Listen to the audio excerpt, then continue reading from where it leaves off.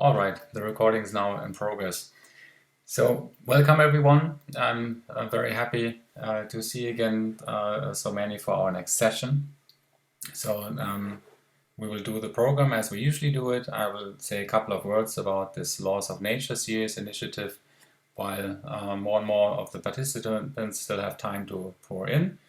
And I will give it then back to Paula. Paula will be the moderator of our session, who will introduce our today's speaker. So a couple of words that I traditionally say about the Laws of Nature session. You see our website. So basically this is an initiative where we like to spark or keep running the discussion between physics, philosophy and mathematics. So this is an initiative that was that's organized by Angel Bassi from Trieste, by Ward Struve from the KU Leuven, by Paula Reichert, who is also at the LMU of Munich, like myself. And as you know, some of you know, some might be new, we run our programs in kind of series. We have in the spring series and the autumn series. At the moment we're here in the autumn series. And our today's speaker is Jürg Fröhlich. Our session today is called Quantum Events, Trees, and Histories. So as usual, I will hand over now to Paula, who will moderate our session and who will let you know a couple of somehow the basic rules, how to interact on Zoom, how we like to have the talk and the questions handled, and how we organize the discussion session. So Paula, I'll hand over to you and I stop screen sharing. Thank you, Dirk. So welcome everybody also from my side. Today's topic is quantum events, trees and histories. So this refers already to the famous ETH approach by Jürg Fröhlich. And before I go to the introduction, just let me sketch the outline of today. So today we actually have two talks. The first part of the talk is a more general one, and then there will be a 15 minutes break to ask questions. And after that, there is a second talk by Jürg Fröhlich, which is an illustration of the concepts that were introduced before. So please ask the questions after the talk, and well, only if there is some question for clarification of what is written or so, you can write it into the chat during the talk and we try to ask it in between. But otherwise, please postpone the questions after the talks. So after each part of the talks today, there will be a question session, and in the end, we have enough time to answer and go through all the questions, and you will be able to ask directly. So let me now introduce the speaker. Jürg Fröhlich is a theoretical physicist and mathematical physicist. He studied at the ETH and also received his PhD there. Then he went to Geneva and after that to Harvard for research fellowships and became assistant professor at Princeton. From there, he went to France, where he became full professor at the Institut des Hautes Études Scientifiques, close to Paris. And since 1982, he's full professor in Zurich at the ETH. And he's well known for several works in mathematical physics. And he also received a couple of prizes, like the Max Planck Medal and the Henri Poincaré Prize. Yeah, I'm happy that we have him here today, and I'm very curious to hear from you about the ETH approach to quantum mechanics. So please. Very good. So let's see.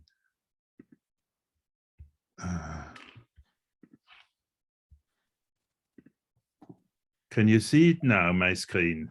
Yes. Yes, all right. So I'm going to talk about quantum mechanics, which, you know, is one of the really important theories of physics, but unfortunately it gives rise to lots of confusion. Let me quote Dirac: "The interpretation of quantum mechanics has been dealt with by many authors, and I do not want to discuss it here. I want to deal with more fundamental things. That really summarizes the attitude I take in this talk. I would like to dedicate this talk to two people whom we have lost in recent times. One is Vaughan Jones, who was an outstanding mathematician and with a very keen interest in quantum physics and a really wonderful colleague. And the second one is Detlef Dürr, who of course was a very, very profound connoisseur of the foundations of quantum theory. And he gladly always shared his knowledge with everybody who was willing to listen. So it is very sad that we have lost these wonderful people. Before I start to talk about physics, I would like to say something, very general that I find very depressing, and it, of course, is connected to the subject of the talk, but it's a much more general problem. That is the problem of the unsolved problems. It seems to me that during the past 100 or more years, humanity is unable to solve or unwilling to cope with any of the major problems threatening its own survival. In fact, the psychoanalyst Jung said, the only real danger threatening humanity is the human being. And it appears to get ever worse. So I have made a little list of problems that could, in principle, be solved among reasonable people, but we are very far from solving them. And maybe it's not necessary that I read to you my list. You can look at it afterwards and express your feelings about the list in the discussion session. But I should mention, of course, that one of these big unsolved problems concerns physics. And that is that, again, according to Dirac, it seems clear that the present quantum mechanics is not in its final form. And so our job is to try to complete quantum mechanics rather than to interpret it. I do not know what it means to interpret the theory that we don't actually quite know yet.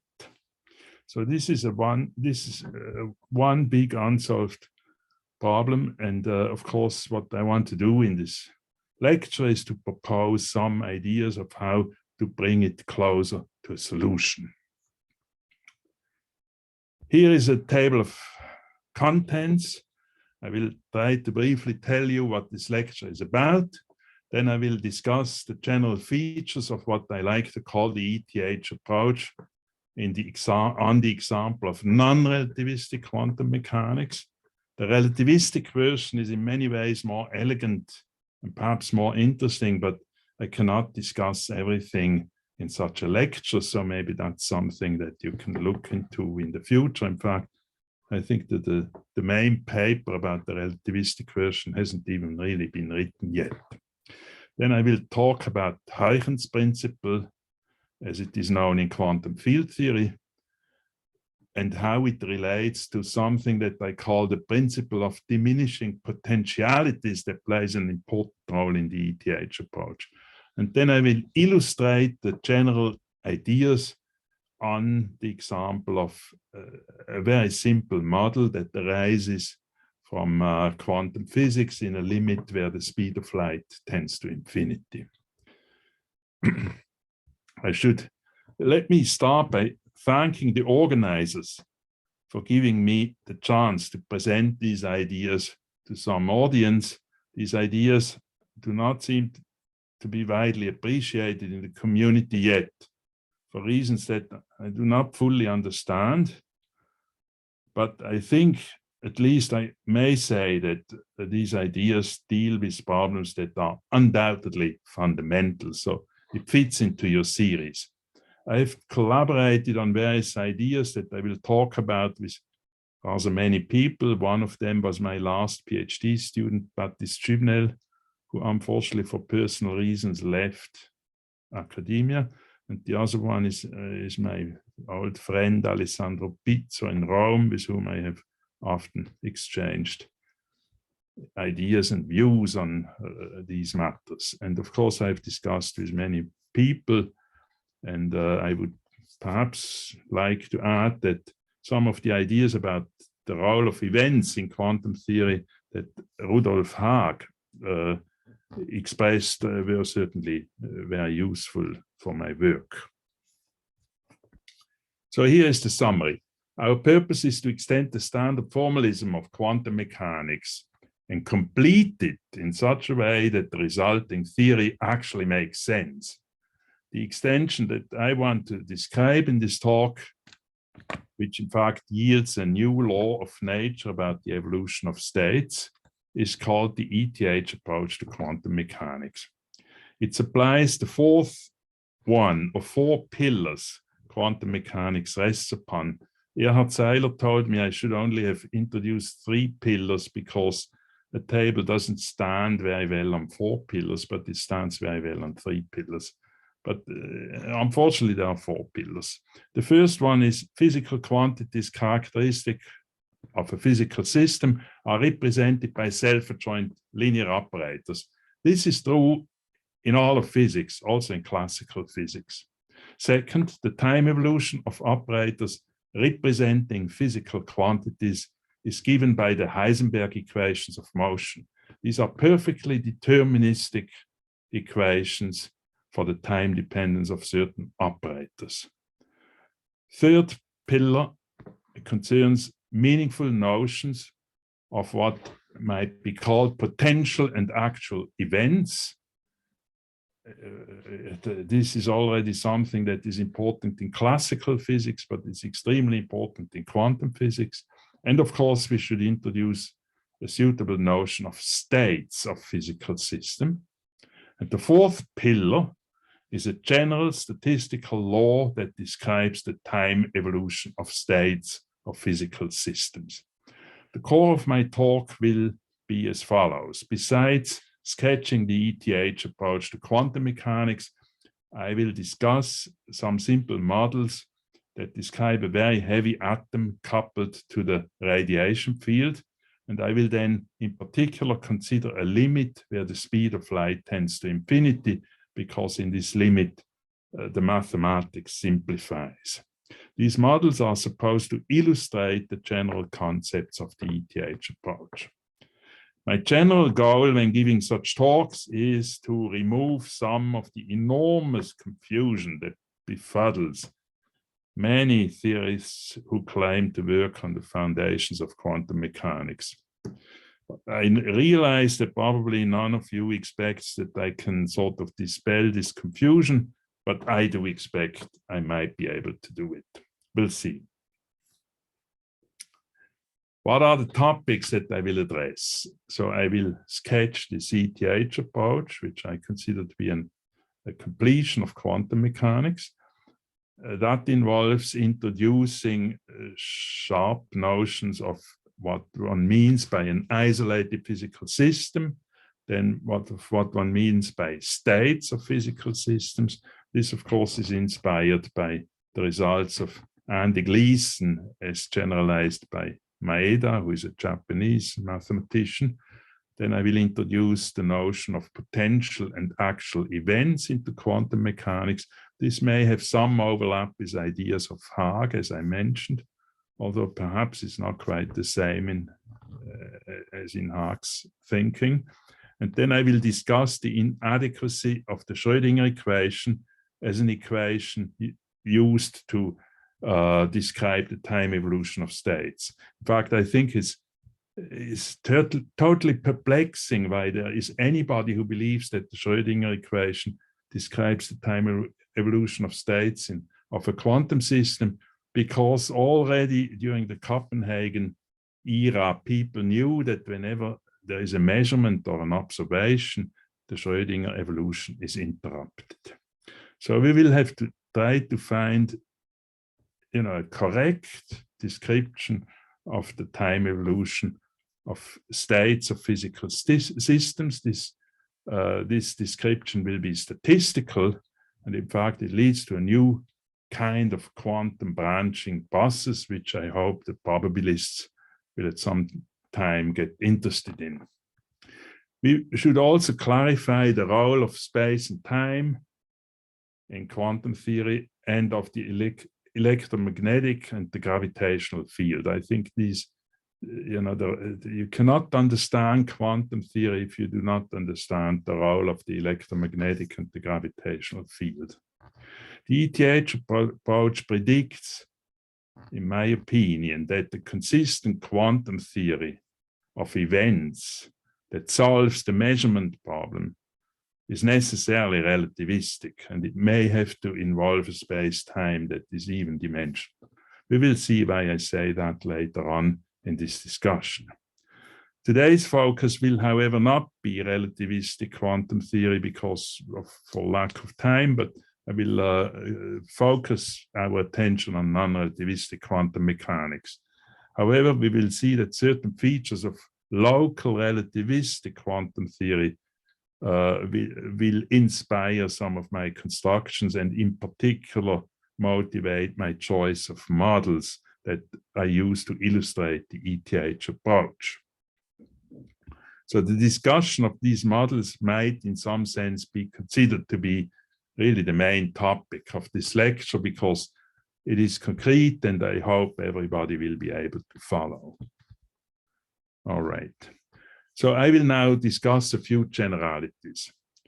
We believe that quantum mechanics is a probabilistic theory that does not enable us to make totally unambiguous predictions of what will happen in the future.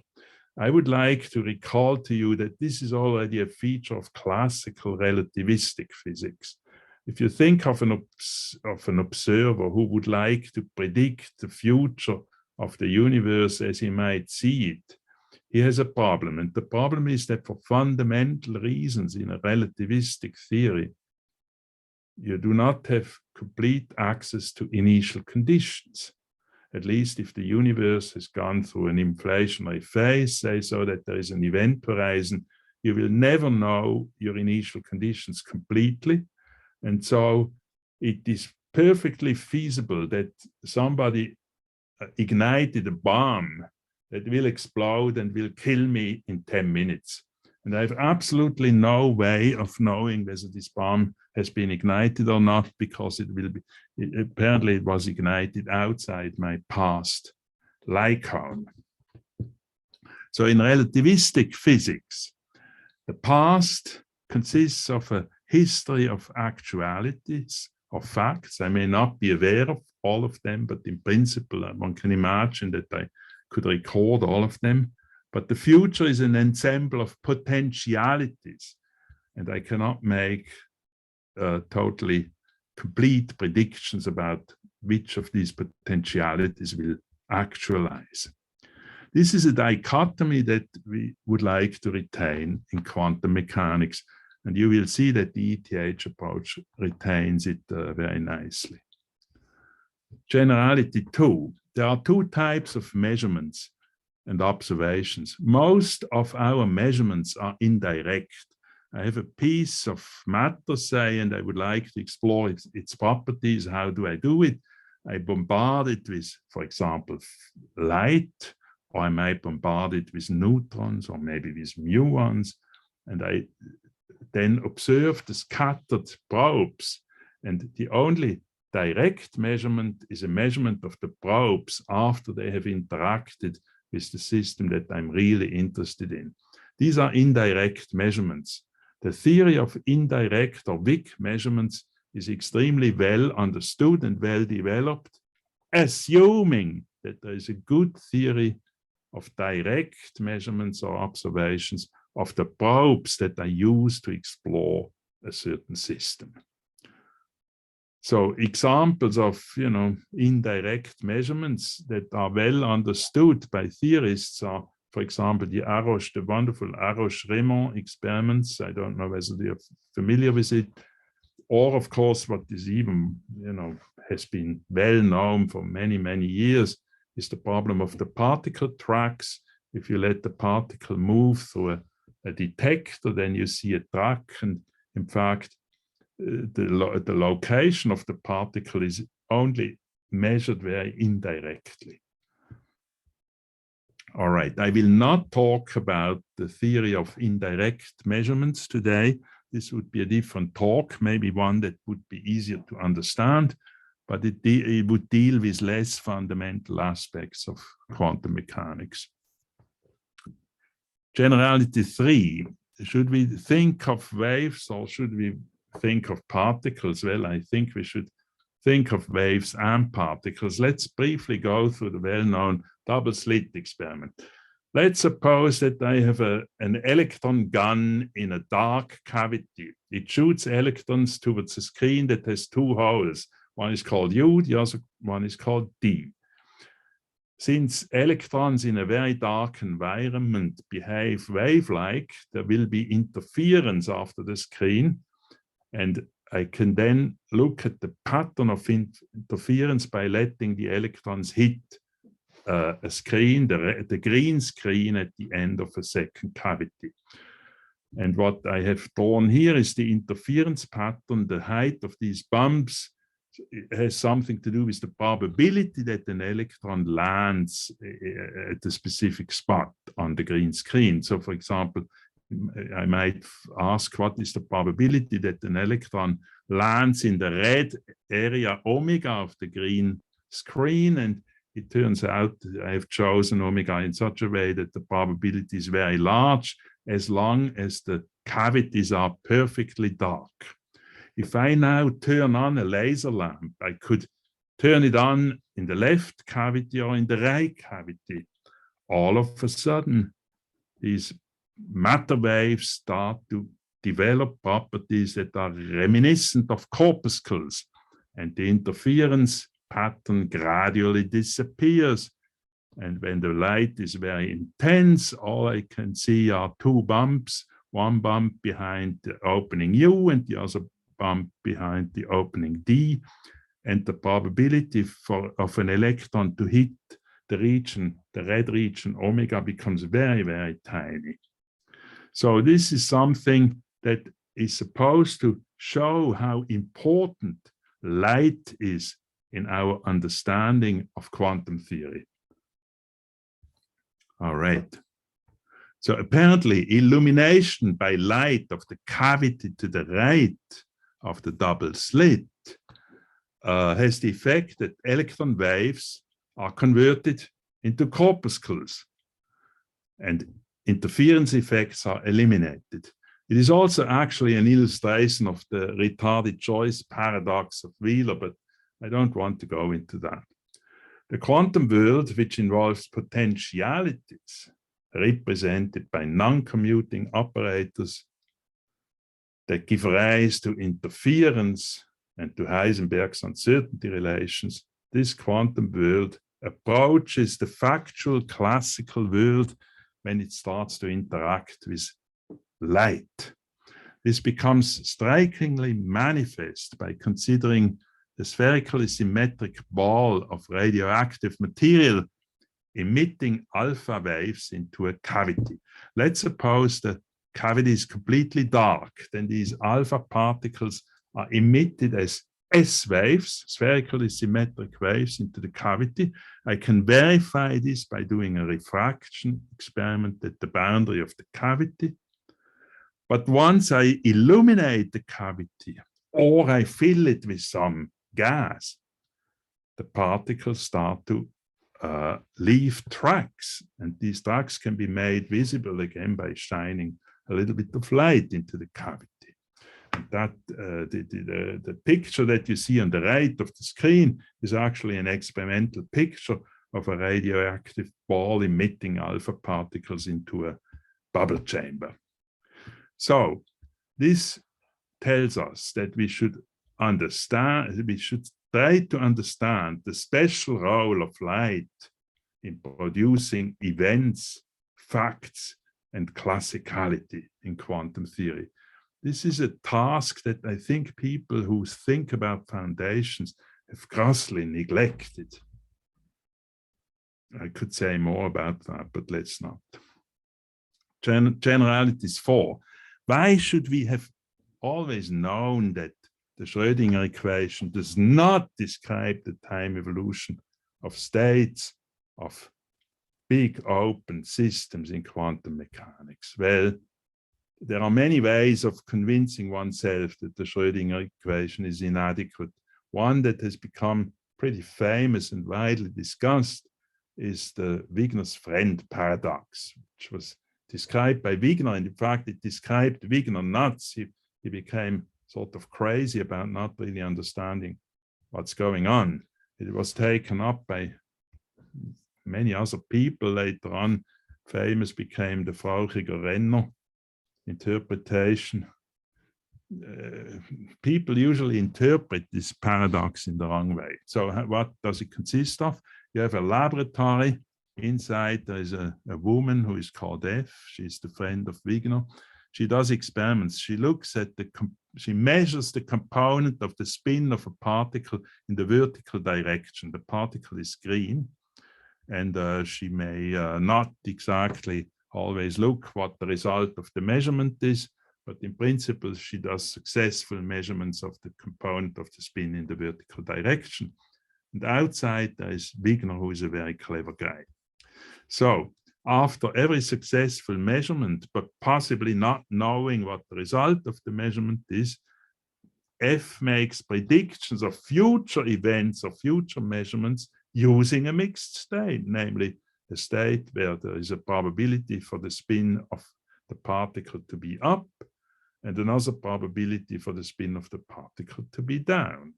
And that's a mixed state because it's an incoherent superposition of two states. However, Wigner is a very clever guy. He uses the pure initial state of the laboratory, the particle, and his friend F, and then evolves it according to the Schrödinger equation of this total system. Then, of course, the state remains pure, and when he starts to make predictions of future events, he actually comes up with a statistics of future events that contradicts the statistics predicted by F. What is the resolution of this strange paradox? In fact, it's not very paradoxical at all. It is simply not true that the state of the laboratory, including F, the particle, and the equipment to make measurements, evolves in time linearly and unitarily. That's an illusion which is not true. And so we have to find, and that's a very concrete task, we have to find a law that describes the evolution of states, of systems that feature events that we can, take notice of. That's our task, and that's what, in some sense, all the rest of the talk will be about. So let's now introduce a general formalism. Sometimes it might be better to start with the discussion of models, but I think, I tend to think that much in the discussion about foundations of quantum mechanics has sort of become a little bit sort of bitter and strange because people always look at silly examples. And sometimes it's better to actually first clarify concepts and then afterwards look at examples. And that's the strategy I follow in this lecture. So the purpose of the ETH approach to quantum mechanics is to clarify the notions of states of physical systems in quantum mechanics, the notions of potential and actual events featured by isolated open physical systems, and then to derive a quantum mechanical law that describes the stochastic evolution of states of such systems. That is the declared goal. So let S be a physical system. Physical quantities characteristic of S, including potential events that might happen in the system, are represented, as in all other physical theories, by certain abstract, bounded, self-adjoint linear operators. I could denote them by X hat. These operators belong to some family. I describe it by O sub S. This family should always contain the identity. That's simply convenient. And if x hat belongs to the family and f is a bounded continuous function, then f applied to x hat should also belong to the family. Apart from that, OS has no structure. It's usually not the linear space, and it's certainly not an algebra. Time is a fundamental quantity in non-relativistic physics. Of course, in the relativistic physics, we will have to understand what the role of space-time is. But in non-relativistic physics, you can leave out space and just talk about time. It is described by the real line in this talk, or, for example, in the models I will discuss later on, by time will be discrete and described by the integers. And time parameterizes evolution of a physical system. Associated with every time t, there is a representation of this family of operators that are denoted by OS, by concrete self-adjoint operators acting on a separable Hilbert space that I denote by H sub S. So an x hat in OS is represented by a concrete operator xt, which is self-adjoint and is a bounded operator on HS.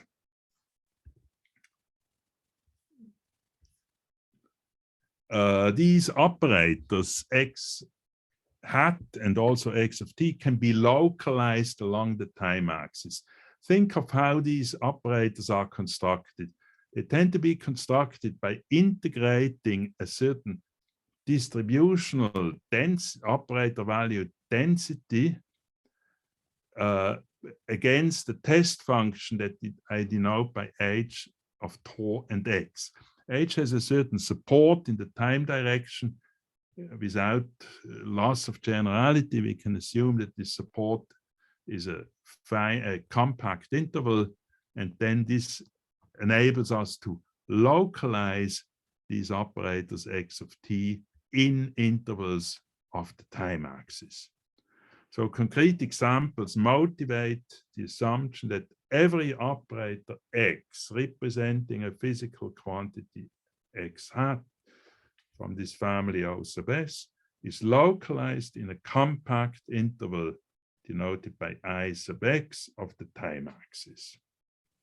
You should really try to remember a little bit of the many-body theory or quantum field theory that you learned, and then you feel totally comfortable about this idea.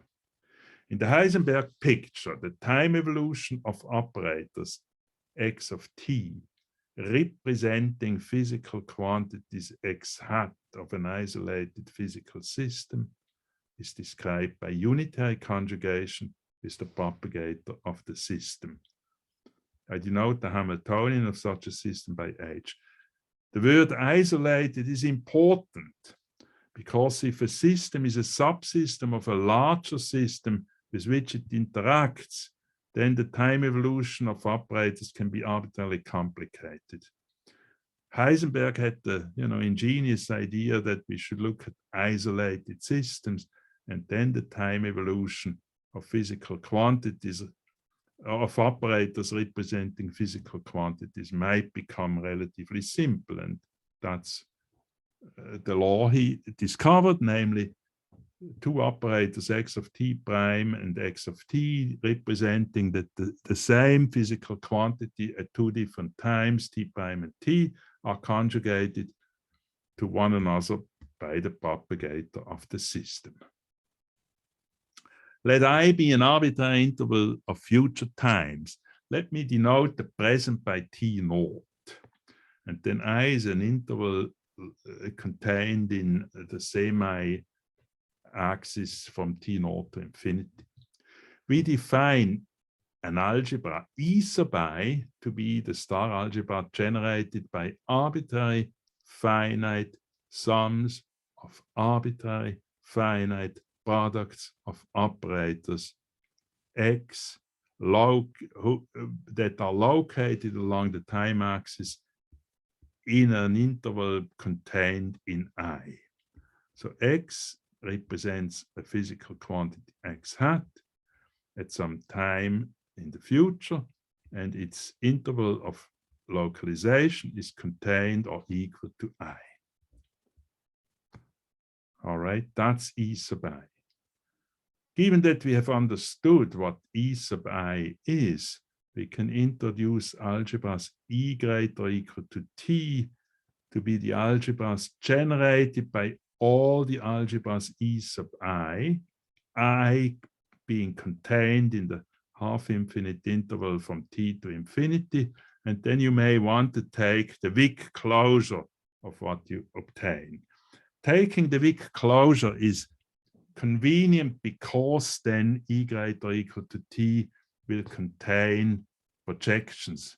In fact, with every self-adjoint element that contained in E greater or equal to T, all the spectral projections will also be in E greater or equal to T. E is the algebra generated by all these E greater or equal to T's. Now, just by definition, it is clear that E sub I contains or is equal to E sub I prime whenever the interval I contains or is equal to the interval I prime. This, of course, also means that E greater or equal to T contains or is equal to E greater or equal to T prime whenever the time T prime is larger than the time T. Just from the definitions. Nothing profound about it. Here, some profound things will come now. And that's the principle of diminishing potentialities. I start with a definition. Consider a physical system S that is isolated. Potential future events featured by this system S that might actualize at some time T in the future are special kinds of physical quantities. Namely, they are described by operators that belong to a partition of unity, F sub T, by disjoint orthogonal projections. I have included in this definition what the partition of unity by disjoint orthogonal projections means. So when you read this, I hope you can read it. It's a very standard notion. It's like, partitions of unity in geometry in terms of characteristic functions of sets of space. An isolated system S is defined in terms of a cofiltration of such algebras E greater or equal to T labeled by the time T. And these algebras consist or are generated by potential events that might actualize at times greater or equal to T. That's what an isolated system is. In words, of course, isolated systems are systems which for all practical purposes do not interact with their complement, with the rest of the universe. However, their states might perfectly well be entangled with the states of the complement, but the interactions can be neglected. So what is the principle of diminishing potentialities for isolated physical systems? It is the statement that when the time T prime is larger than T, then the algebra E greater or equal to T prime is contained in the algebra E greater or equal to T, but it is strictly smaller. It's really properly contained in E greater or equal to T.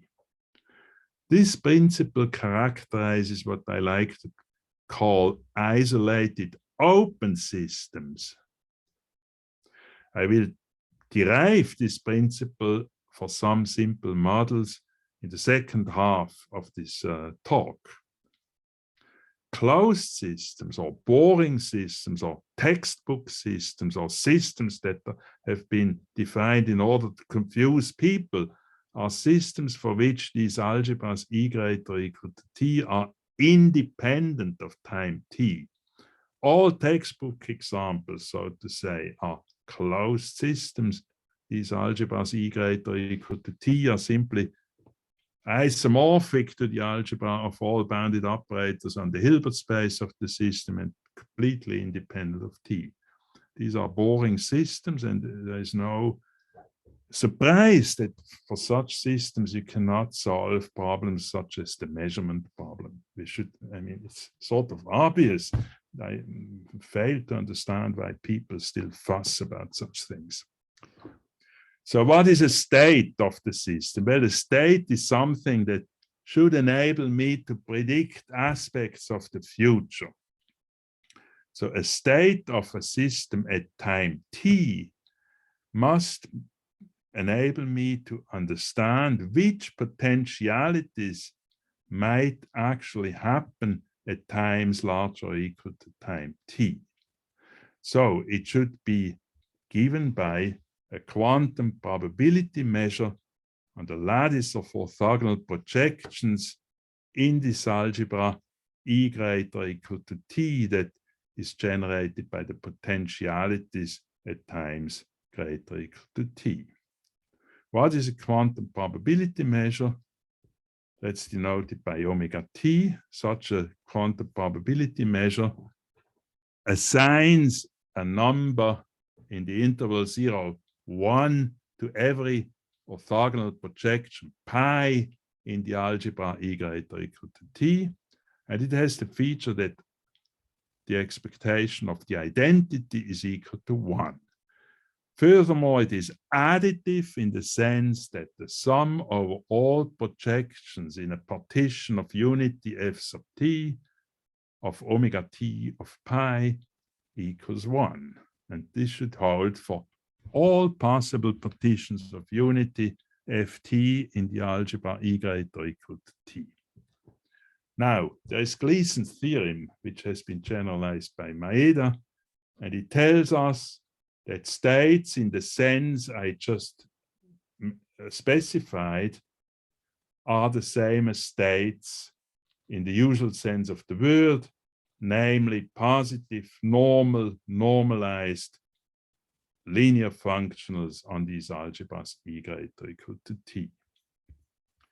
So in fact, for me, a state of a system at time t only talks to potentialities that may actualize at times greater or equal to t. Here is something to note. The initial state of a physical system, and it was prepared a long time ago, may well be a pure state given by some unit ray in a Hilbert space. However, because of the principle of diminishing potentialities, the algebras E greater or equal to t are properly contained in the algebra of all bounded operators on the Hilbert space of the system, and therefore the state omega t will usually be a mixed state, even if the initial state was pure. That's just a consequence of entanglement. This observation opens the door towards natural notions of actual events or actualities in this particular formalism. And it leads to a theory of direct measurements and observations. Let's recall an aspect of the so-called Copenhagen interpretation of quantum mechanics. In this interpretation, one would say that a potential event in one of these partitions of unity f sub t, actually happens at some time greater or equal to t, it provided the state of the system at time t is an incoherent superposition of states that are in the range of the projections pi sub xi that belong to this partition of unity f sub t. That's what Copenhagen would say. You see, for example, you may want to measure a physical observable, and then you say, when the measurement is made, your state should look like an incoherent superposition that corresponds to eigenstates of the observable that you wanted to measure. And that's exactly what equation 5 expresses. Now we would like to understand whether this equation 5 has any chance of being a reasonable equation within the approach to quantum mechanics that I'm discussing. So we have to first render the meaning of this equation a little more precise. I have to bring a definition from algebra, but it's a very simple definition, and everybody who has learned a little group theory will feel comfortable with it.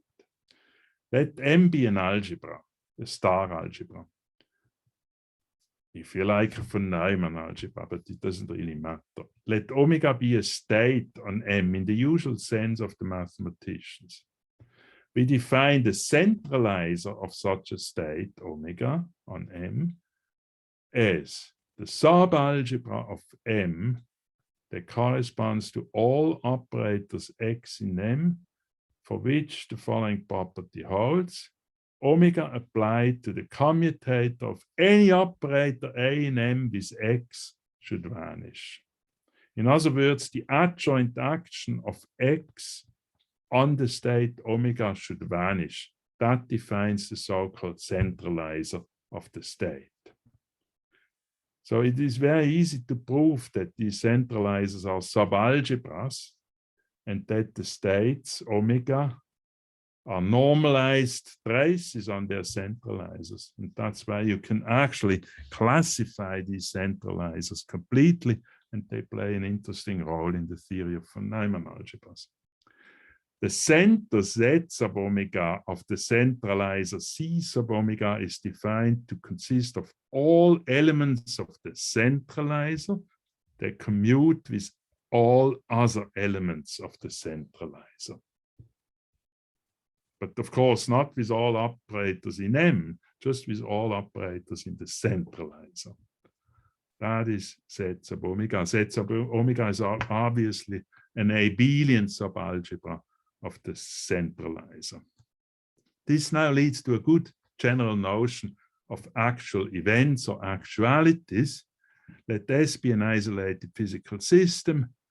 We set M equals to E greater equal to T and omega equal to omega T. Here is a definition.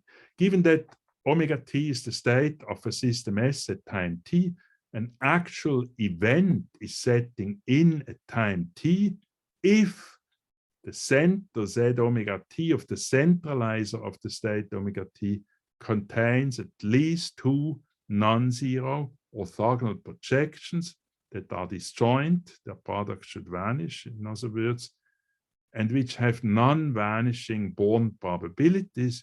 In other words, the expectation of these projections, pi1 and pi2, in the state omega T of the system at time T should be strictly positive.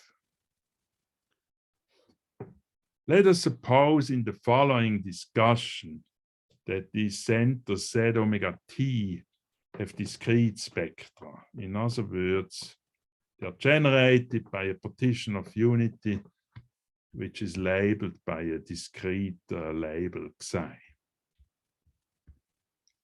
Well, then, of course, for such partitions of unity belonging to the center of the centralizer of a state omega T, equation 5 obviously holds. If you have never thought of that, you might find it perplexing, but it takes you a minute to verify that it is true. So for families of projections, partitions of unity by disjoint projections that belong to the center of the centralizer of a state, the state omega T looks like an incoherent superposition labeled by the elements of the center of the centralizer. Now we come to the law that describes the time evolution of states in quantum mechanics. And it is derived from the following state reduction postulate, which makes totally precise mathematical sense as long as time is discrete. If time is continuous, I think the mathematician should still explore this a little more concretely. So let omega T be the state of a system S at time t, namely the state on the algebra E greater or equal to t. Let dt denote the time step. dt may be positive of length 1, say if time is discrete, otherwise we will let dt approach 0 at the end of our considerations. I define a state omega bar sub t plus dt to be the restriction of the state omega t to the algebra E greater or equal to t plus dt, which according to the principle of diminishing potentialities is strictly properly contained in the algebra E greater or equal to t. Here is an axiom or postulate if you prefer. Let f sub t plus dt denote the partition of unity that generates the spectrum of the center of the centralizer of the state omega bar t plus dt. This tends to be a non-trivial partition of unity, and that is because the algebra E greater or equal to t plus dt is properly contained inside the algebra E greater or equal to t.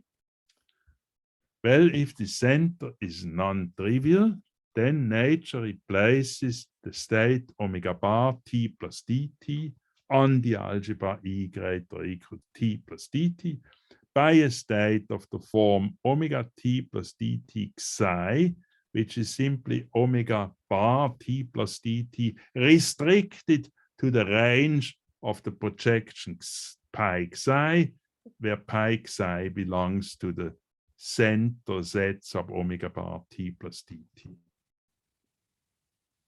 In other words, if you go back to equation 5, if you have a state at time t plus dt, which is an incoherent superposition of states in the ranges of some orthogonal projections, then nature chooses one of the states that appears on the right-hand side of 5.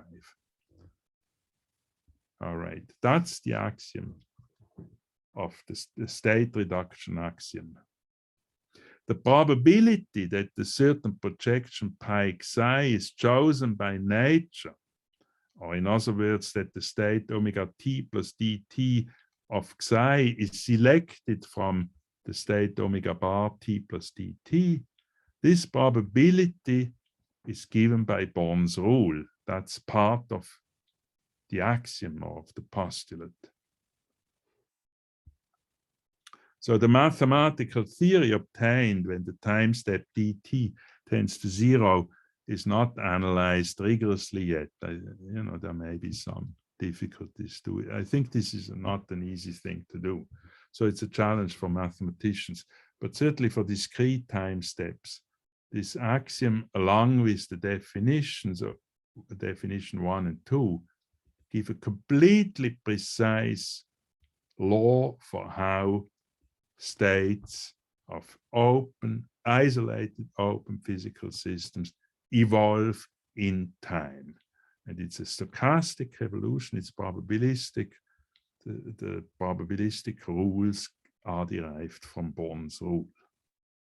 Okay. Here is a metaphorical picture of this whole business. You see the red dots are events, actual events that actualize. In other words, projections inside the center of the centralizer of the incoming state. There are many such projections. Nature chooses one of them to go on into the future. And so the different options of choosing a projection form a tree-like green structure. And the path along the tree that is chosen by nature is blue, and that's what one calls a history. So that explains the name, ETH. It stands for events, trees of possible states, or of possible actual events that might happen. And H is the history of states, or the history of events that nature has chosen. This may have something to do with certain ideas of Rudolf Haag. It's not totally clear how closely related this is. I think it's more precise than what one finds in his writings. Sometimes people think that this is just something like the decoherence or the many words mumbo jumbo. But you see, the many words is really a mumbo jumbo. This is totally precise. Many words also talks about branchings and so on, but it doesn't give any precise rules. Here, everything is totally precise.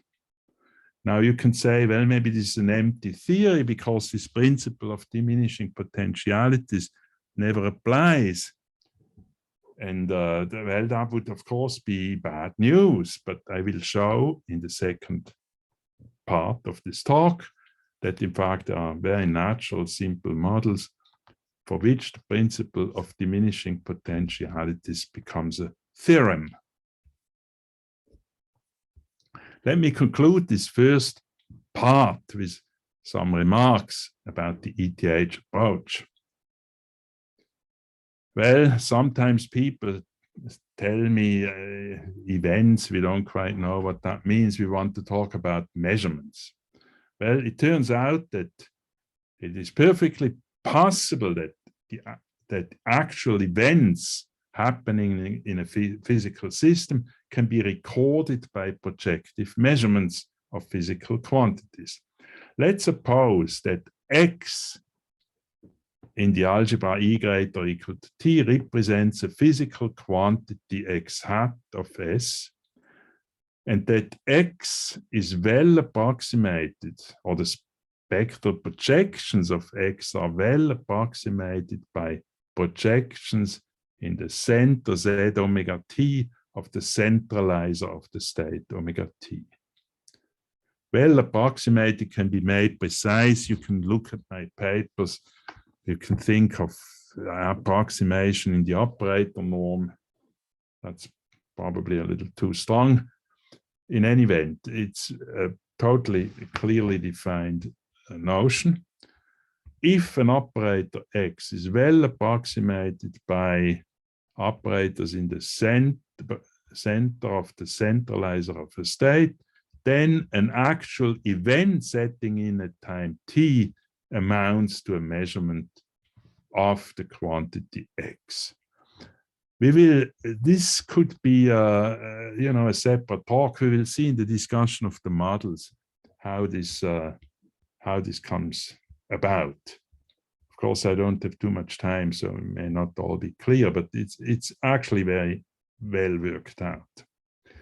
Let me also briefly mention the notion of what a passive state is. A passive state is a state for which the center of the centralizer of the state consists of only two projections, pi and pi perp.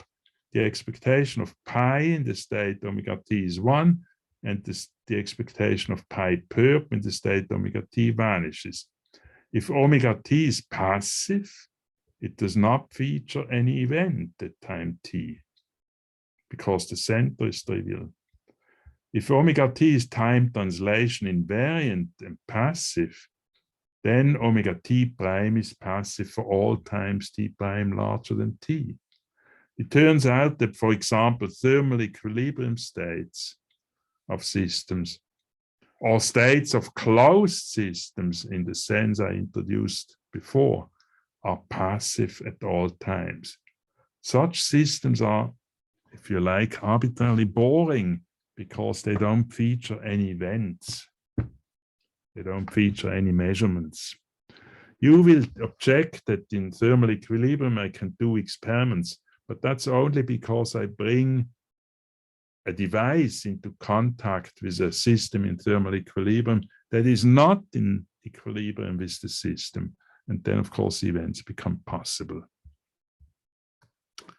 Remark 3, a microscopic system that is only very weakly coupled to the radiation, to the electromagnetic field, has the property that for most times t, the center of the centralizer of a state omega t of the system contains a projection pi naught with the property that the the probability of choosing pi naught to move into the future is very close to 1, while the probability of all other projections disjoint from pi naught very nearly vanishes.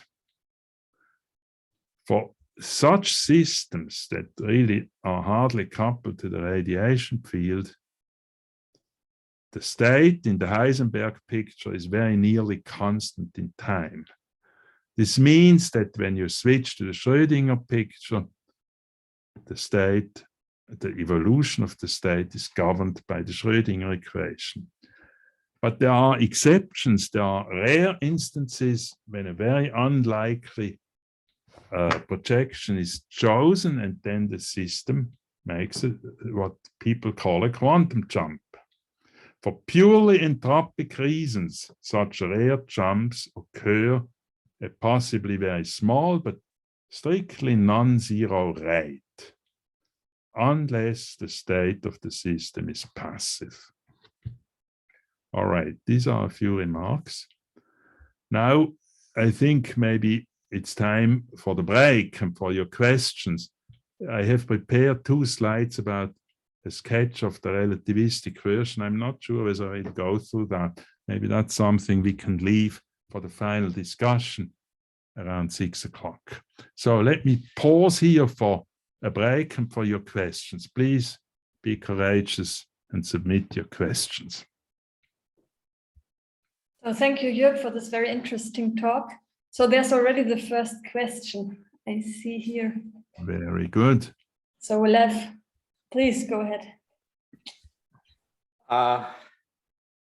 Hello, Jürg. As a proponent of a mambo jumbo, yes, many word interpretation, who thinks that Schrödinger equation is exactly precise, and which equation is exactly precise? Schrödinger equation.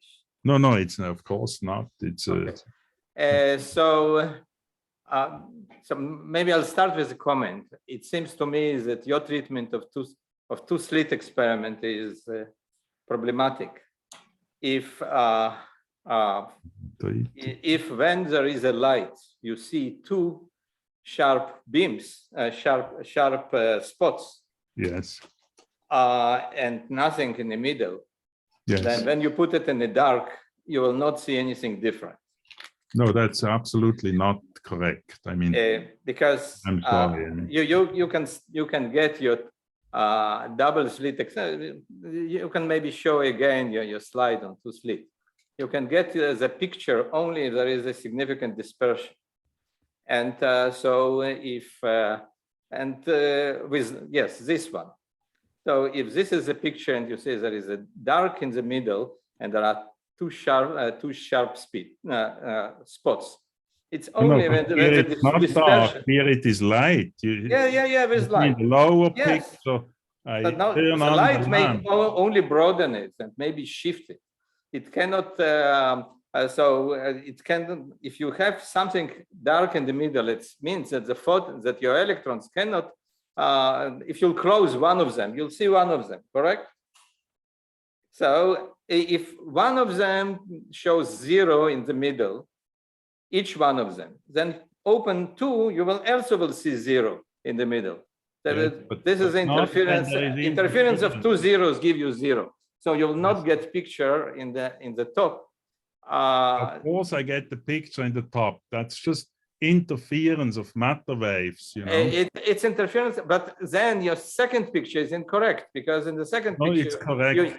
You have to see, you have to get each one of them to see this picture in the top. Then you close one of the slits, you should see a white spot all over this interference picture, which includes the center omega. If you just see one. Let me say something before you give a talk. Let me finish mine. What is the purpose? I mean, the pictures are basically in one of Feynman's discussions. So if you think they are wrong, then you should blame Dick Feynman. Anyway, what does these pictures demonstrate? They demonstrate that the projections that describe events do not commute. interference is always an expression of the non-commutativity of physical quantities in quantum mechanics.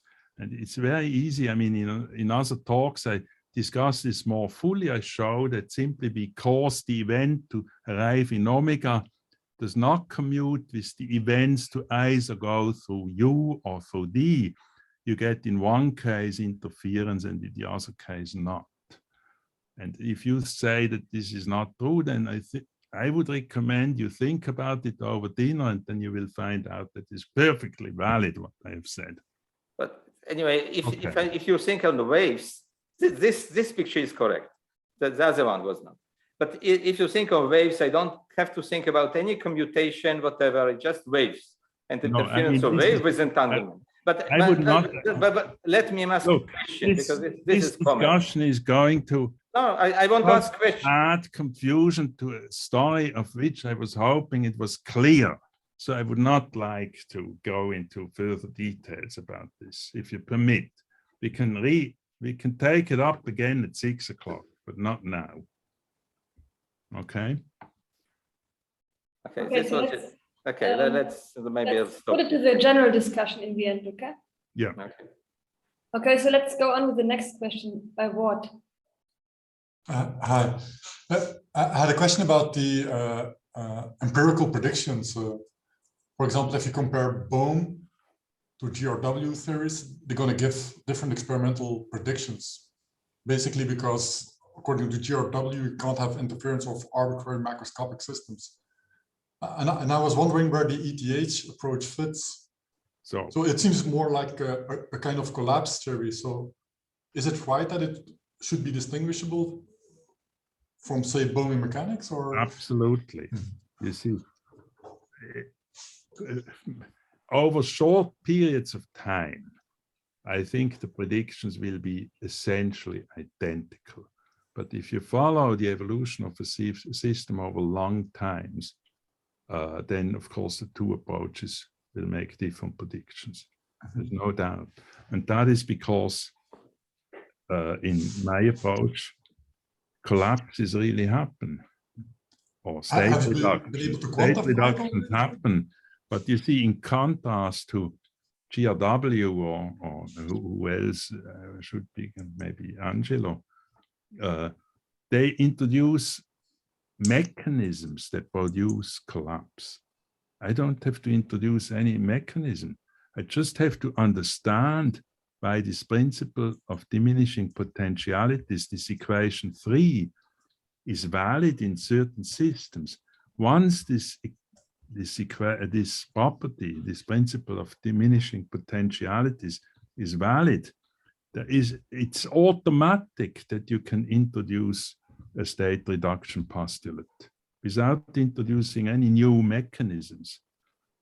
And that's, I think, the big virtue of this approach as compared to other approaches such as GRW. So, but certainly the predictions will be slightly different from Bohmian mechanics. I think we will see that also in the discussion of the models. Okay, thanks. Okay, thank you. So the next question is by Peter Morgan. Hello, Jürg. Thank you very much for that. I'm much more in sympathy with this than you might think. But can you hear me? Yeah. Yep. Thank you. So it seems to me that this is very much an algebraic approach to quantum mechanics.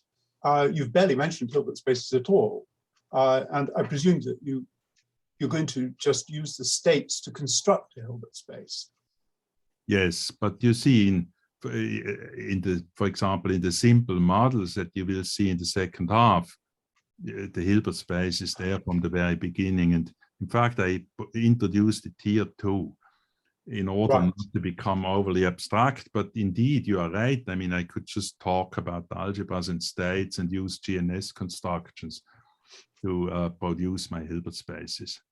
Right. Now, a sort of secondary sort of comment question is that it seems to be that your state collapse is the mathematics of that will be the Löder's operation. Is that correct? The what? The Löder's? Löder's. I'm not sure I'm pronouncing it at all right. I'm sorry. Well, you know, I don't know. I thought it was.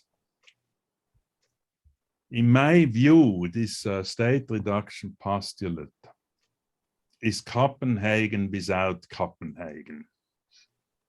You see, in Copenhagen, it is never clear why a state should start to look like an incoherent superposition of states. In this formalism, thanks to this principle of diminishing potentialities, the state that comes in at a certain time always looks mixed. And then you decompose it along the spectrum of this Z sub omega t, and then nature chooses one of the states in this decomposition. Right. So it This feels is very much like what in Copenhagen you say, well, you measure an observable, and then the act of measurement for totally mysterious reasons makes the state start to look like a mixture, and then nature chooses one of the eigenstates of the observables to move into the future. That's, of course, a sort of mumbo-jumbo, but here it's not mumbo-jumbo, because these states, omega bar t plus dt, are always mixed because of the principle of diminishing potentialities. okay. Now, I'll just make one more comment, and then I'll let people go to the next questioner. Yeah. And that is that, have you seen the discussion of the Copenhagen interpretation by Don Howard? Who is this? Don Howard. He's a historian of science.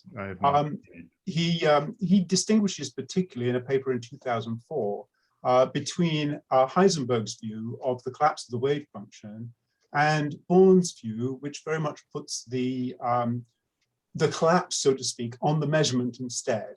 So he uses the duality between measurements and between states to give a very different gloss to. Now, in my own approach to the algebraic sort of quantum mechanical thing, I found it very helpful to think in the terms that Don Howard makes possible. Maybe. But regardless, unfortunately, I'll send you a I'm not link. familiar with that. I'm somewhat familiar with ideas of Nicholas Maxwell. Right. Which I thought, you know, given that I guess he's also a philosopher, he has some fairly concrete understanding of some of the difficulties that pop up in quantum mechanics. Right. Don Howard's work is very well known. I learned this indirectly from Haag through Erhard Seiler. Erhard Seiler said that Rudolf Haag had some kind of respect for the ideas of Nicholas Maxwell, and so I read some of it. Anyway, I don't, you know, I'm a sort of, as in everything I ever did in my life, I'm a dilettante. I don't have a very big, complete grasp of the literature. Okay, thanks. So let's go on to the last question before we come to the second part. So Dirk. Okay, thanks, Paula. Thanks, Jürg, also for this first part of the talk. I feel, I think from my understanding, quite comfortable now with these two equations of motion, one for the operators and one for the states. However, I'm still confused about this partition of unity. So in some sense, this partition of unity, for example, in a many world setting would be like the choice of basis in which we collapse, right? Yes, but here it is totally determined. There's no exactly. choice. This is what I don't yet understand fully. I mean, this Fraktur F symbol. How is this determined?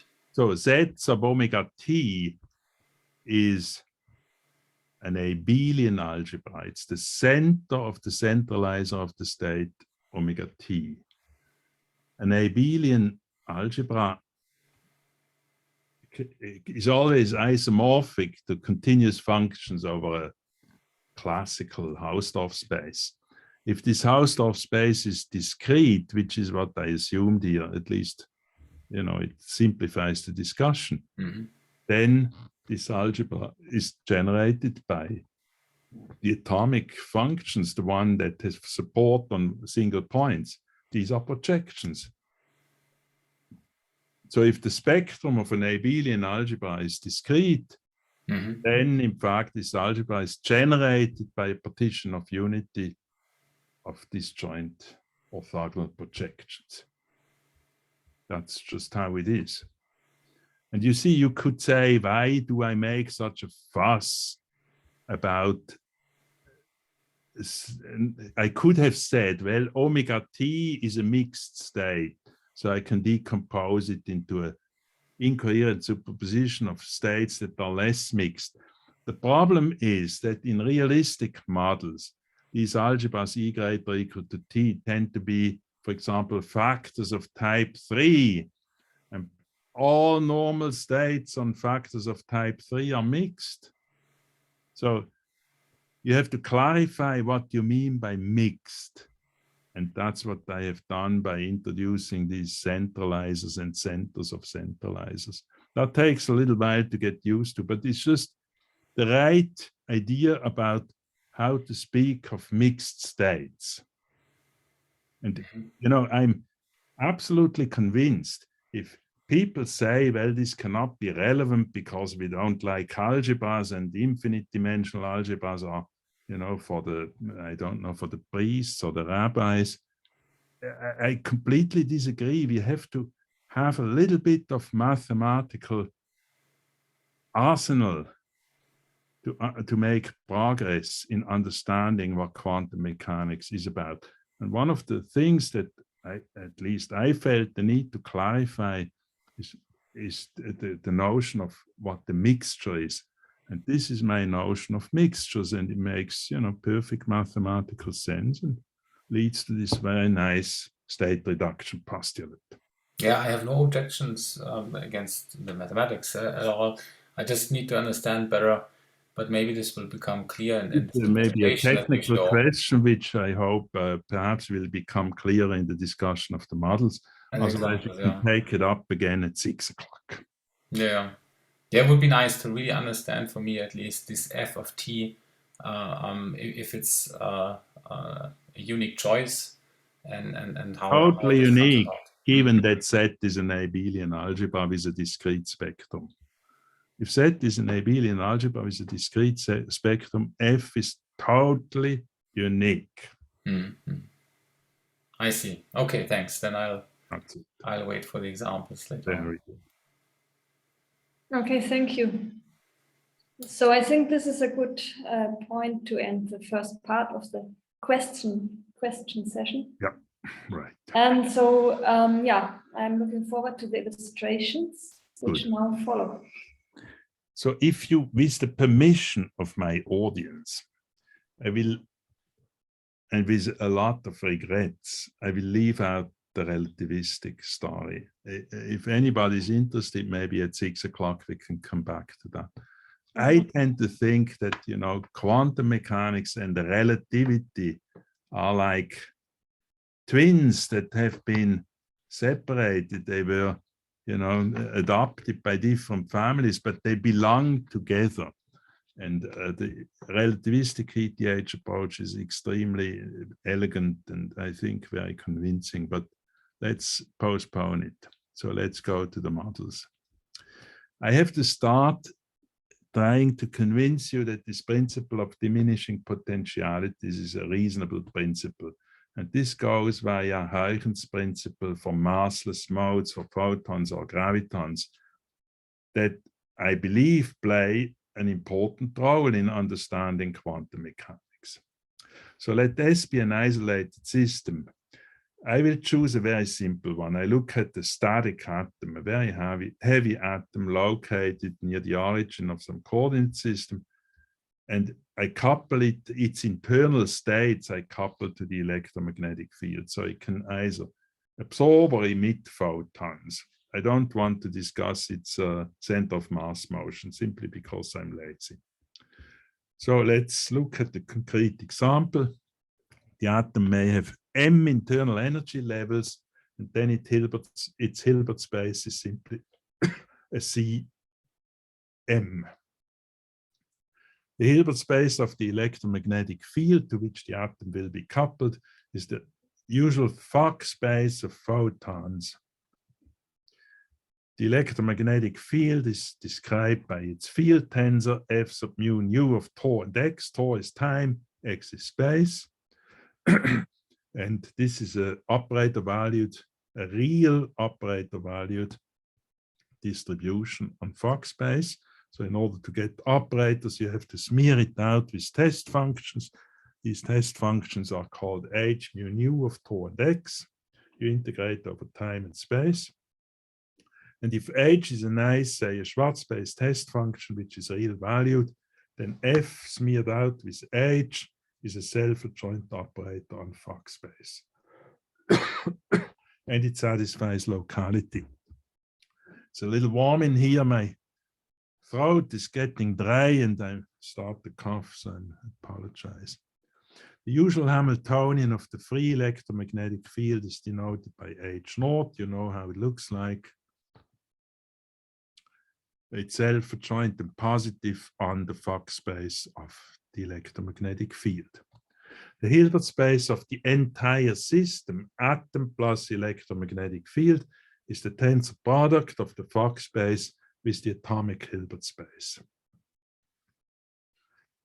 I denote by V plus or minus of T the forward or backward light cone above the space-time point where the atom is located, namely above the space-time point T and x equals 0.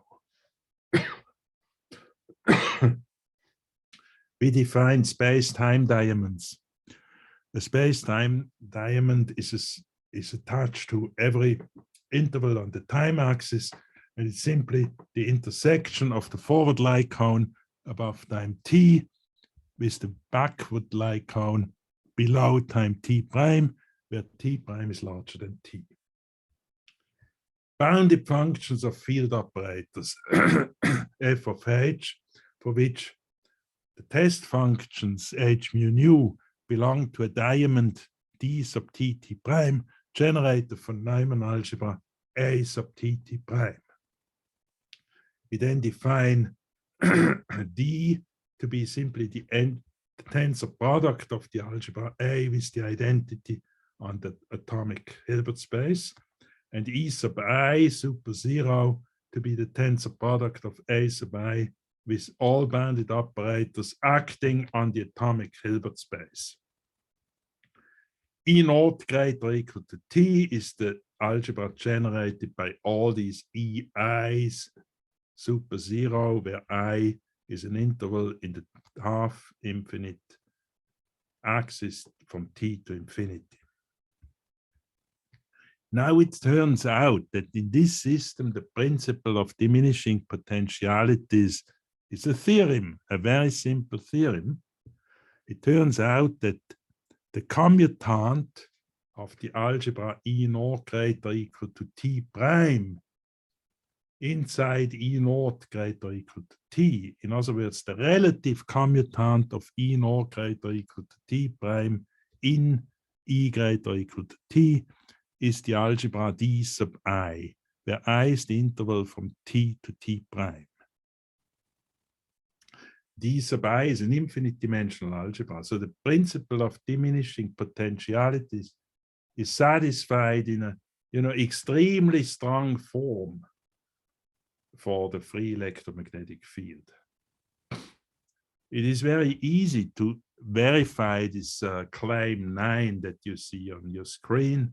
It follows from Huygens principle, namely from the fact that the commutator of two field operators f mu nu of x with f rho sigma of y vanishes unless x minus y is light-like. This is an elementary fact that everybody learns in an introductory course on quantum field theory. From now on, we discretize time, and that is because we still haven't learned how to construct interacting models. of electromagnetic radiation interacting with some matter that are, you know, fully consistent, fully relativistic. We still don't know how to do that. However, if you discretize time, it's very easy to construct models. So let's discretize time. I look at time steps of length 1, say, and so time is simply the set of all integers. I denote the speed of light by c as usual. To describe interactions in this discrete time model of an atom interacting with the radiation field, I pick a unitary operator U that belongs to this algebra E naught attached to the interval, a time interval 0, 1. And I define gamma to be e to the minus I h naught. H naught was the Hamiltonian of the free electromagnetic field, multiplied by U. This, of course, is still unitary because e to the minus I h naught and U are both unitary. The propagator of the coupled system is then obtained by simply taking powers of this operator gamma. Little n, the power is simply the discrete time. Now you see here is a nice picture. You see why the principle of diminishing potentialities holds in this theory. That is because when you look at, say, the green forward light cone that contains the red one, photons produced in the diamond sitting inside the green light cone but below the red one will escape along the mantle of light cones and never penetrate into the red forward light cone. And that is why the green algebra, the algebra of all fields localized inside the green light cone, is strictly bigger than the algebra of field operators localized inside the red forward light cone. Now you can ask what happens when the speed of light tends to infinity. Well, then these diamonds open up and become time slices. You know, the sort of light cones is if you go out during the rain, then you open up your umbrella, and opening up the umbrella means that the light cones become very flat. All right. Now, let's look at the interacting time evolution. I only follow the evolution of the system at, say, at positive times. So the algebra, the full algebra is simply all operators localized at times greater or equal to 0. E greater or equal to n is operators in E moved forward in time to time little n. It is very straightforward to verify the principle of diminishing potentialities for the interacting model. It turns out, simply from what I said so far, the commutant of the algebra E greater or equal to n prime inside the algebra E greater or equal to n is the algebra attached to the time interval from n to n prime, which is a big algebra. So in other words, the principle of diminishing potentiality holds, and I've given you the intuitive reason when I discussed this picture. All right. The Heisenberg equation of motion is correct. The operators in E greater or equal to m prime are obtained by moving the operators in E greater or equal to n forward in time by the propagator of the system. You see, unfortunately, people usually have a wrong idea. They believe that since E greater or equal to m prime is unitarily equivalent to E greater or equal to n, these algebras have to be the same. But that's simply not the case. And equation 12 tells you why it is not the case.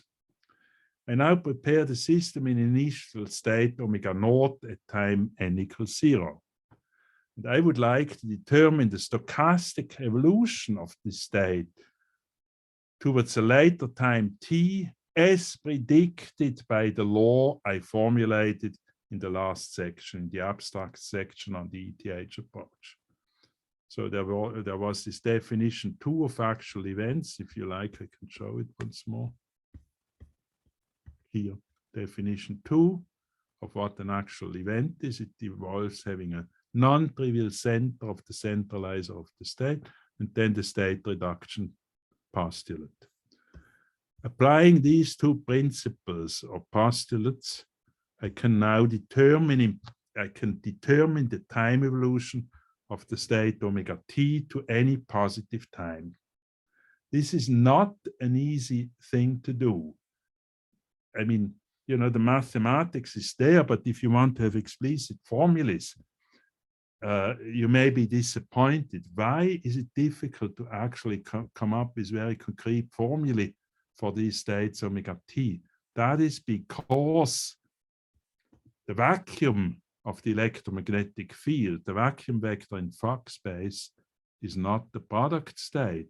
It does not factorize when you take expectation values of electromagnetic fields at different times. And that means that the time evolution as predicted by the ETH approach, by this definition 2 and the axiom of the state reduction, this time evolution has memory.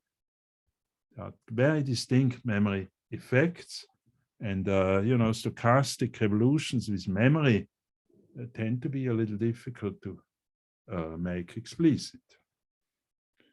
I could now go on and, you know, discuss a little more, but since I will not come up with explicit formulas, I prefer to simplify matters quite drastically by taking the limit where the speed of light c tends to infinity.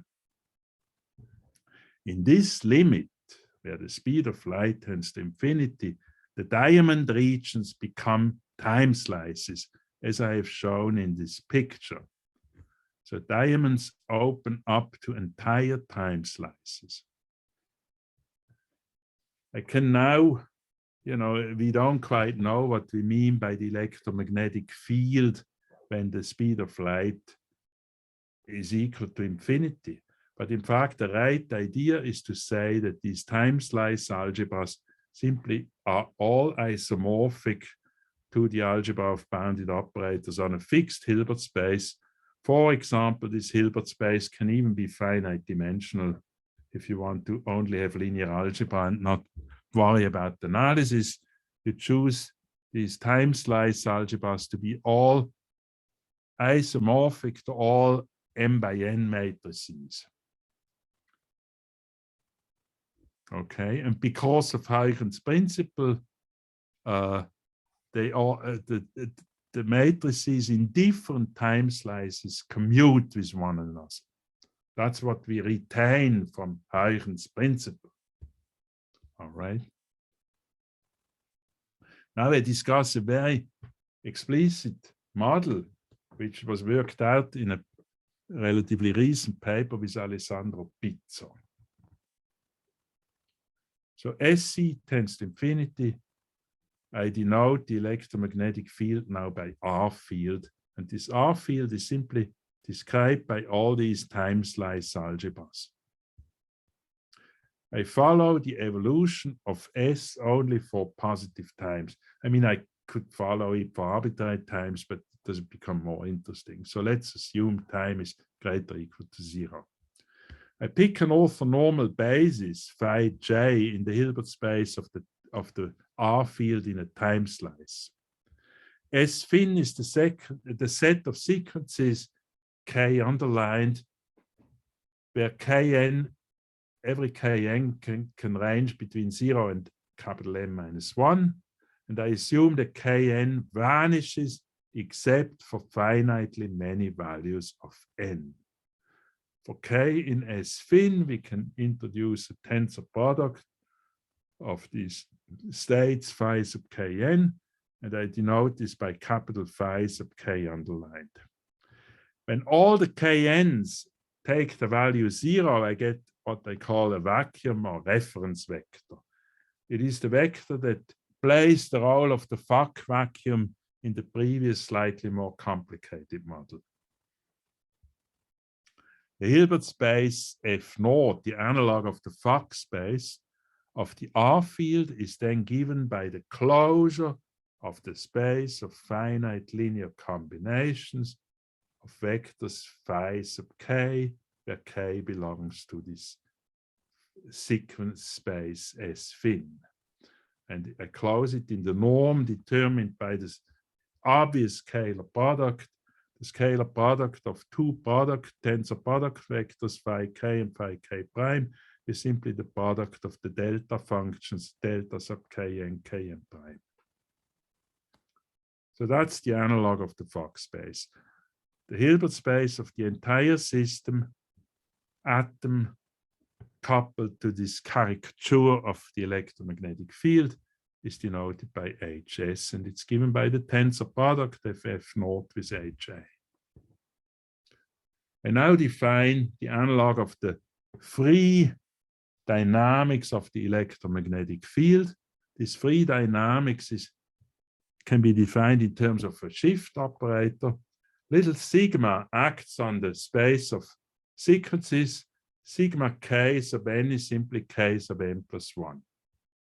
So it's just shift by one of these sequences. And I define the time one propagator of the radiation field before it is coupled to the atom A, simply by saying that S applied to capital phi sub k is capital phi sub sigma k for every k in S finite. This S is unitary, it's an isometry, so it's a bounded operator, and it's obviously linear, and so you can extend it to the entire space F sub naught by linearity. You may note that this free time one propagator of the R field, when you apply it to phi sub naught, the result is phi sub naught. So phi sub naught is an invariant vector, just like the Fock vacuum is invariant under the time evolution of the free electromagnetic field. The time one propagator of the atom before it is coupled to the radiation field is simply given by some unitary operator V acting on the Hilbert space of the atom. The time one propagator of the radiation field and the atom before they are interacting with one another is simply given by sigma S, Gothic S tensored with V. Now we introduce interactions just like before I did in the case of the atom coupled to the electromagnetic field. It's the same idea. I introduce interactions by picking a unitary operator U on the Hilbert space of a single time slice tensored with the Hilbert space of the atom. I define U sub 1 to be U restricted to H0. Remember, H0 is the Hilbert space of the first time slice tensored with the atomic Hilbert space. Then UK is an operator that acts on the kth time slice and tensored with the atomic Hilbert space. And it is obtained by simply moving U1 into the future using the free propagator. Then U of n is the product U sub n times U sub n minus 1, etc., times U sub 1 for any discrete time n equals 1, 2, etc. The interacting propagator of this model is given by gamma to the power n. N goes from 0 to infinity. It's the discrete time, where gamma is the product gamma naught times U1, which is a unitary operator. Gamma n is simply the nth power of gamma and turns out to be the same as gamma naught to the power n times this operator U of n that I defined in equation 16. I realize that, there are lots of notations to absorb in a short time, but I cannot avoid it. So then E is the algebra of finite sums of operators that are tensor products. F is a bounded operator on this Hilbert space of the radiation field, and C is an arbitrary bounded operator on the atomic Hilbert space. E greater or equal to N is you take an operator F tensor C and you move it into the future using the interacting propagator, and the discrete time can take any value from 0 to infinity. The initial state of the atom is given by some density matrix omega naught, and the initial state of the radiation field is given by one of these vectors capital phi sub k, by one of these product states. It's simply pleasant to take a product state for the radiation field in order to avoid memory effects. Of course, you can take superpositions of such states. Then you introduce memory effects into the dynamics. Things become less explicit and a little more complicated. I want to avoid this complication to begin with. Our aim is now to determine the time evolution of the state omega naught that I prepare at time n equals 0 according to the law of the ETH approach that I specified in the last section.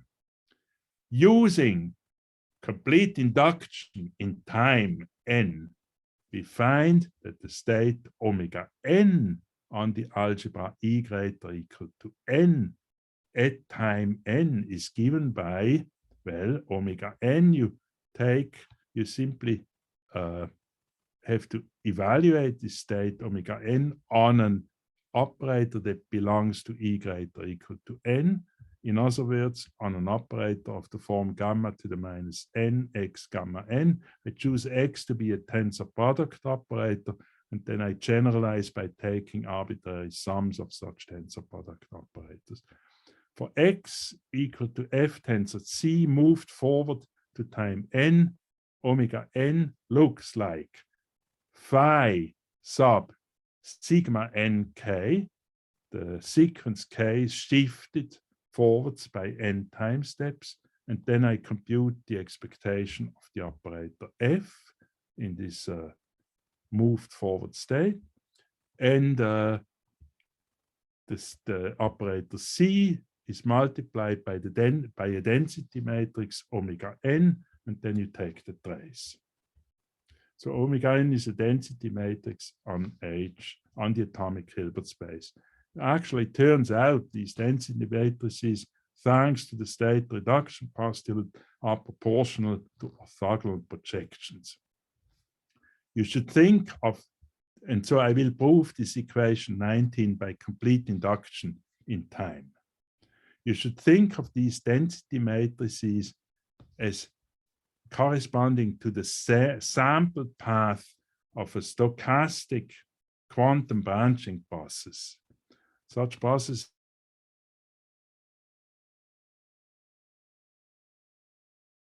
but I think that is I will mention perhaps a little later. For example, there's a very interesting paper by Bassi, Dürr, and Hinrichs that studies examples of such processes. My computer tells me that my internet connection is unstable, but I hope you still hear me. All right. Yes. So the stochastic time evolution, it's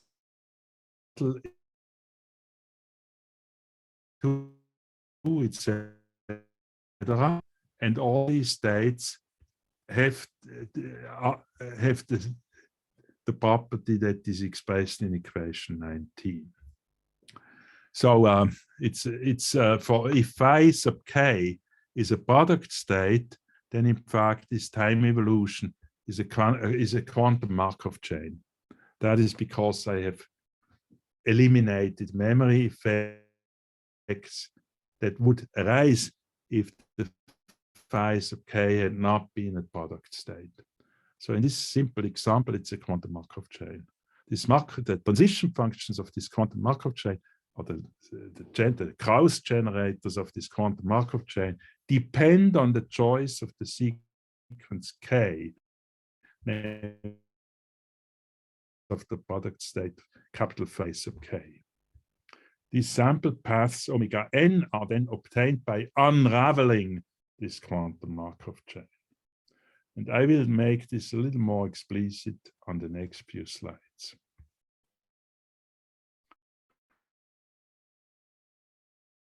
I'll lose my audience to choose particularly simple interaction between the radiation field and the atom. The operator U that describes the interactions of the atom and the radiation field is chosen as follows. Let Qm be a partition of unity by orthogonal projections, disjoint orthogonal projections. Jürg, may I quickly interject, because I think Ideally, the Qm connection is deteriorating. Could I maybe ask all the participants to switch off their cameras? Then we can save some bandwidth. all right. I mean, my Wi-Fi tells me that I'm fine, that I'm pretty well hooked to the internet. Okay. Yeah, let's all so switch maybe off. if you switch off the cameras. Yeah, maybe except for you, Jürg, and then we may save some bandwidth. All right. Good. So ideally, these for ultimate simplicity, just choose the QMs to be one-dimensional projections onto unit rays in the atomic Hilbert space.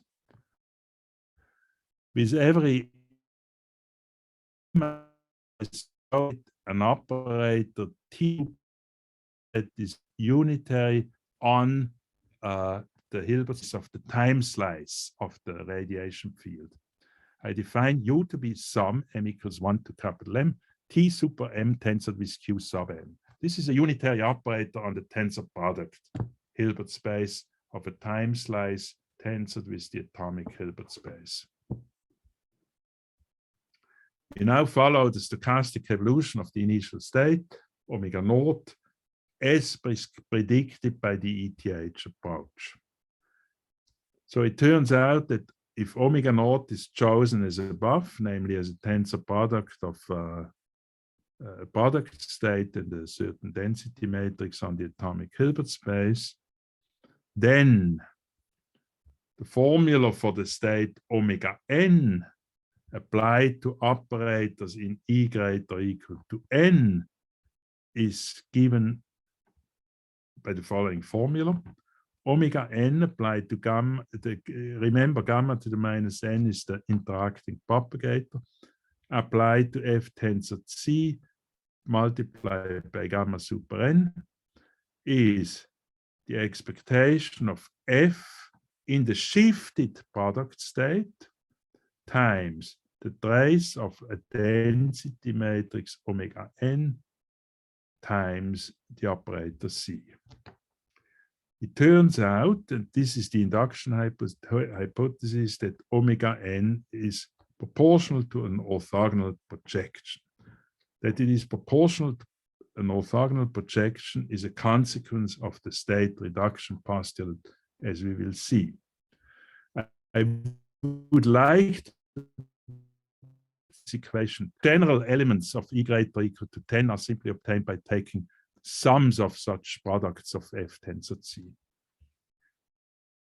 and using the linearity of the state. All right. So now I would like to explain the induction step. I don't have too much time anymore. I'm not sure I can tell you. So I proved equation 20 by complete induction. It is obviously true for n equals 0 because omega naught was such a product state, and it's obviously true for n equals 0. So let's do the induction step. In goes to in plus 1. We first consider the restriction of the state at time n algebra E greater or equal to n plus 1. Just like I did in section 2. You get the sort of state omega bar n plus 1 by restricting omega n to the algebra E greater or equal to n plus 1. And because of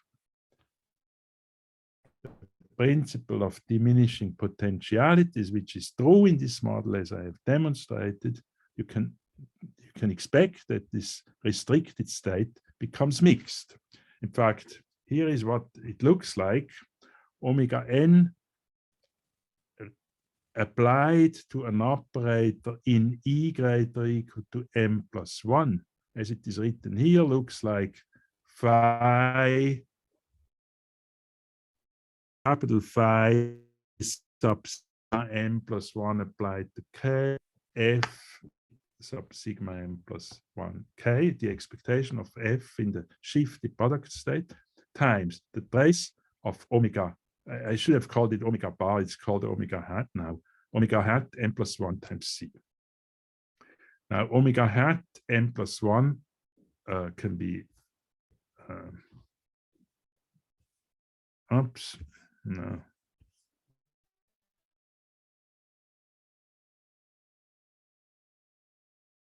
All of a sudden a little. So omega hat m plus, this doesn't look, I have to see whether I can fix it. Strange. Oh, okay. What's the So, problem? Is well, it the zooming? The screen was all of a sudden a little too big for my taste. So omega hat m plus 1, this density matrix on the base arises from the density matrix at omega n by looking at the sum over little l and little m of a certain, if you like, metric matrix GML of n, v ql omega n qm v star. V was one to the radiation field. This metric G super ml of n is simply the scalar product of the operators Tm that appeared in the definition of U applied to phi kn, scalar product with T super L applied to phi kn. You see, this, what does this metric tell you? Because the atom is now coupled to the radiation field, depending on what the atom does, it emits modes into the radiation field. And depending on the state of the atom, these modes look they look red.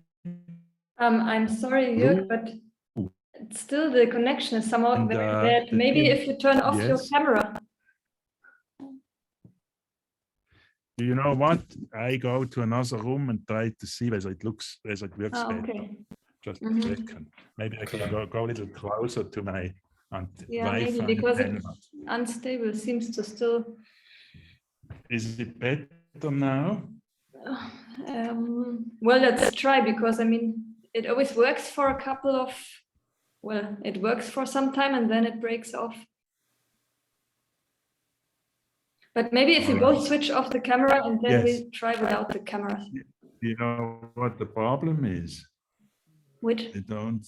I cannot switch it off. Oh. Well, maybe yes, I can. No, I can. Yeah, okay, so maybe then it's better.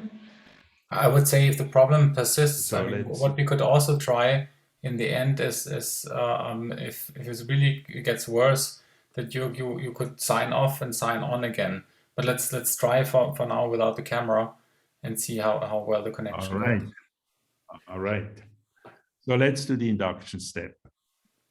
So I want to prove 20 by induction. All right. So I have said, you know, depending on the state of the atom, because it interacts with the radiation field, it will emit modes into the radiation field. The shape of these modes depends on the internal state of the atom.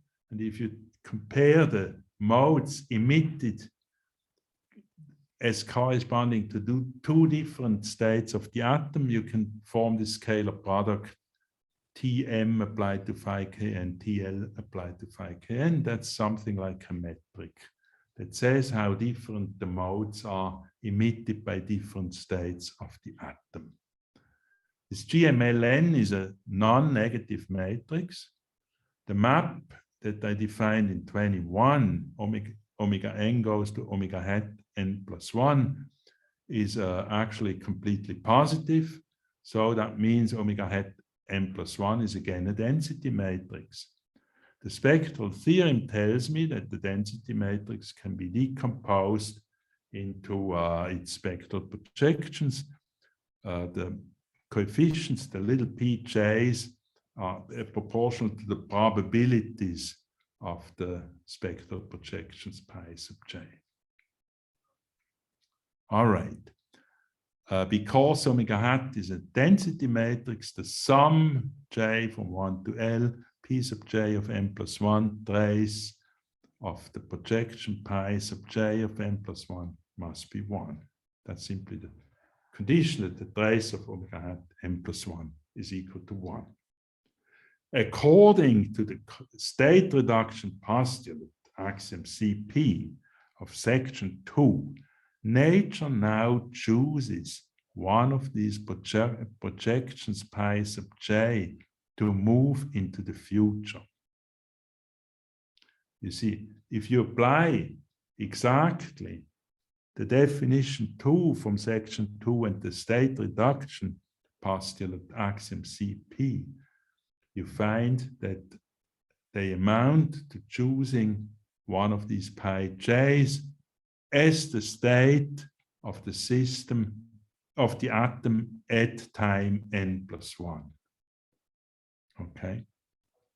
The probability of choosing a certain pi j star at time n+1 as the state of the atom is given by Born's rule. All right. Well, if you have followed the calculations that I explained between 20 and 22, not 22, 24 or 23, you see that this implies that the induction hypothesis is also true at time n+1, therefore the induction step is complete. Maybe this was a little fast, but it's in fact not difficult to verify the intermediate steps. Now, in order to get the very explicit impression of what's going on, I look at two different regimes, the weak coupling regime and the strong coupling regime. In the weak coupling regime, the atom is coupled to the radiation field very weakly. This means that the operators Tm are of the form identity plus a very small operator, epsilon times tau m, where epsilon is extremely small. Then these metrics that appeared previously in Formula 21 and 22 are essentially given GML of n is essentially equal to 1 plus order epsilon. If you now plug this into Rule 21 and apply the state reduction postulate, you find that omega hat n+1 is of the form V omega n V star. V was the time 1 propagator of the atom, plus order epsilon. In other words, omega n+1, the state of the atom at time n+1, looks like the state of the atom at time n, conjugated by the propagator of the atom, up to a tiny error of order epsilon. So with high probability, with a probability close to 1, the time evolution of states in the Schrödinger picture looks like the time evolution predicted by the Schrödinger equation, namely the evolution predicted by applying the unitary propagator to the state. However, there are always little error terms. The bigger epsilon, the bigger the error terms. For purely entropic reasons, it happens with a frequency proportional to epsilon that occasionally the state of the system at time n+1 is very far away from V omega n V star.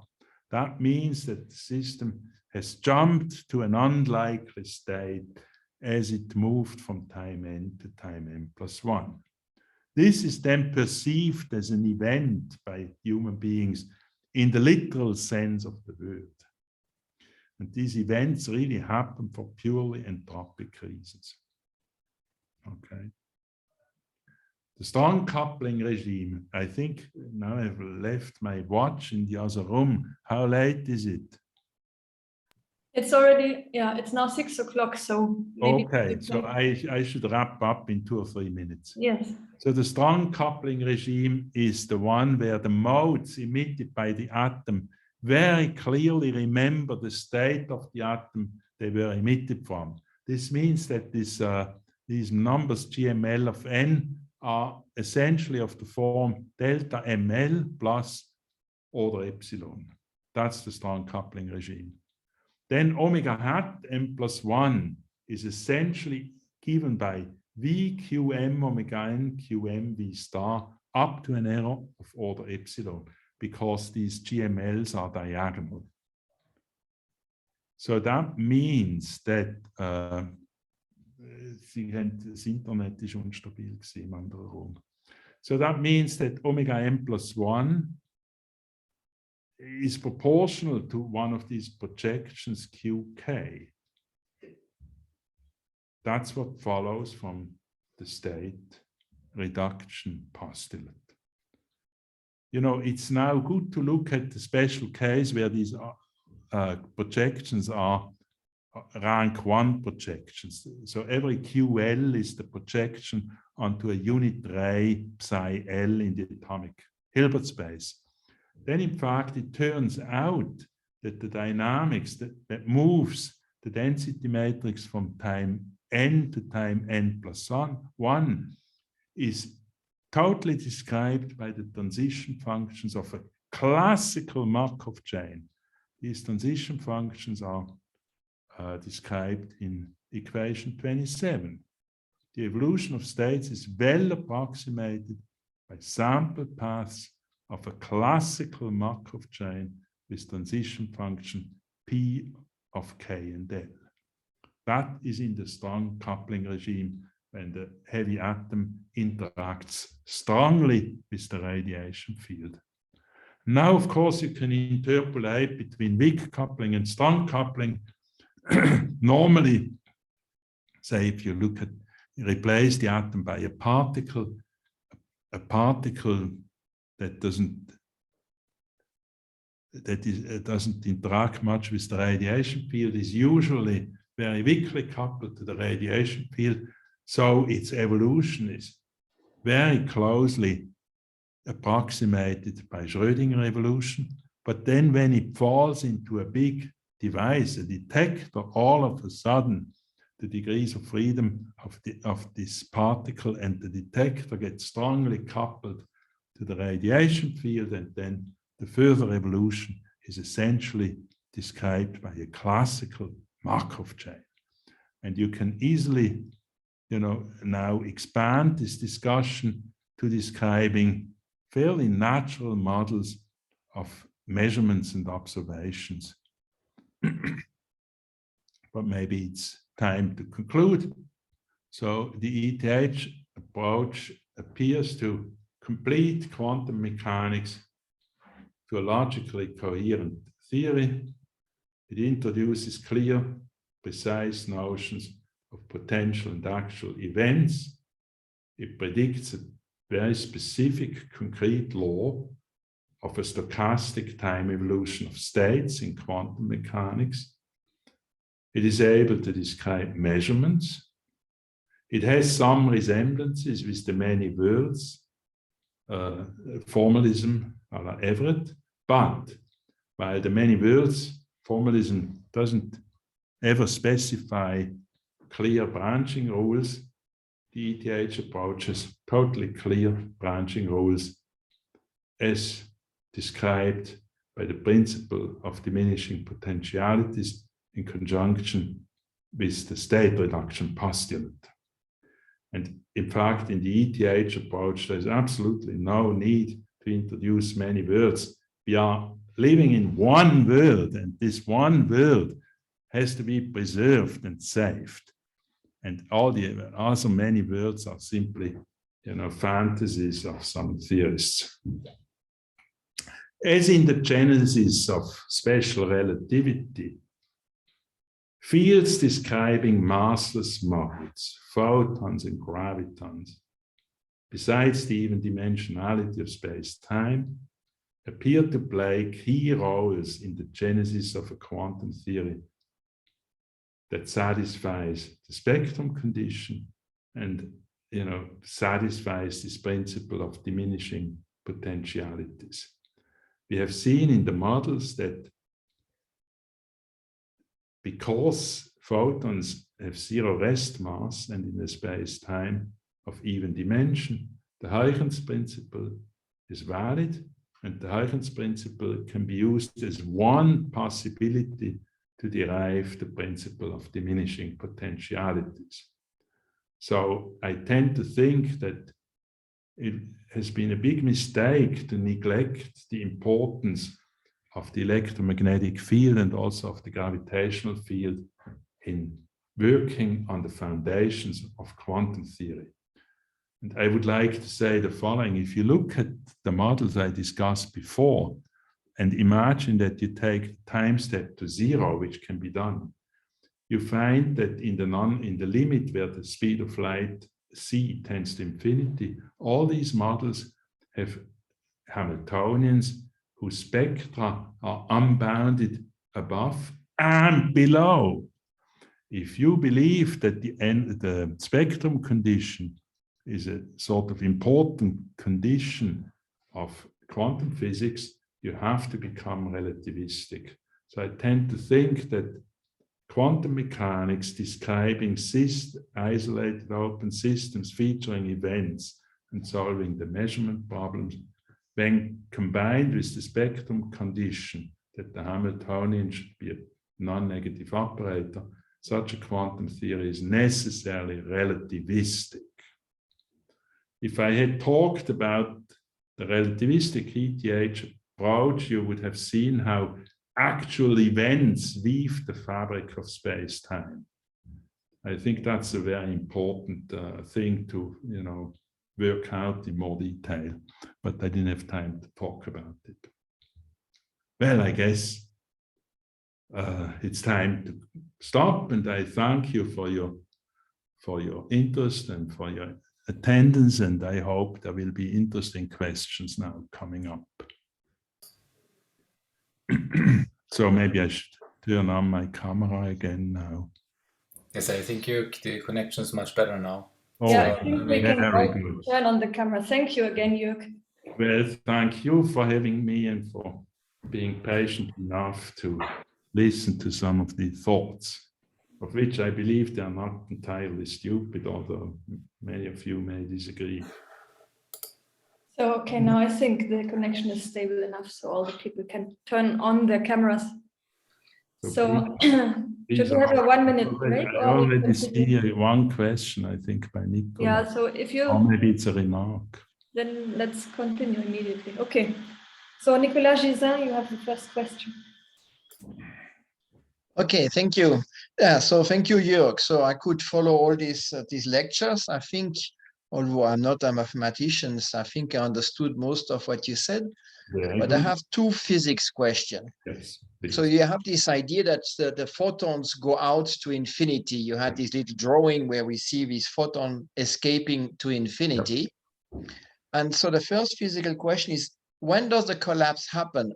As soon as the photon, I don't know, a meter away, a kilometer away, or even further away? When does it happen? So in the non-relativistic case, for non-relativistic models where the photons speed away infinitely rapidly, collapses happen continuously. You see, this is a continuous time branching process that describes a stochastic evolution of the state of the system. Okay. If you have mirrors? Let's suppose you have mirrors a meter away. You know that this so if it happens immediately, what happens to these photons that actually come back?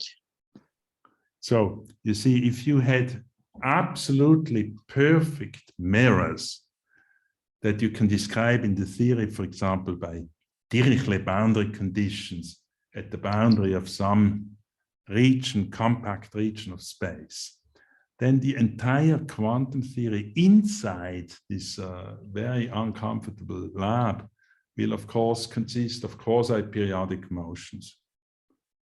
The principle of diminishing potentialities will be invalidated. This is a closed system, and there won't be any measurements and no Nicolas Gisin inside.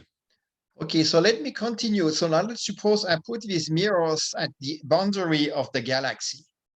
So we will know about the existence of these perfect mirrors at the boundary of the galaxy only after we all passed away.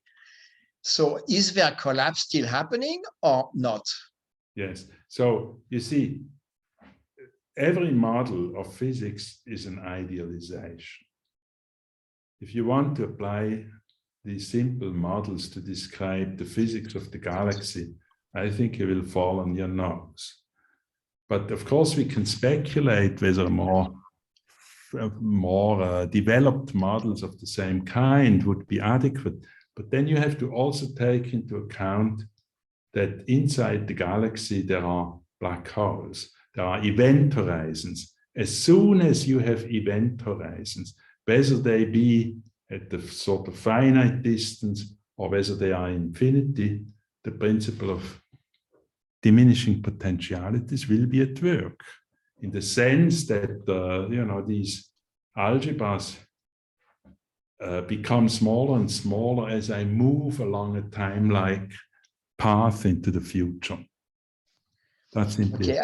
I think I understand your answer. I have a second physics question, but let me just make a final comment on this first one. You say that GRW is less precise, but actually GRW makes predictions, while your model doesn't make a prediction. What do you mean? I where have discussed a model which makes totally precise predictions. No, but I don't want a model. I want physics.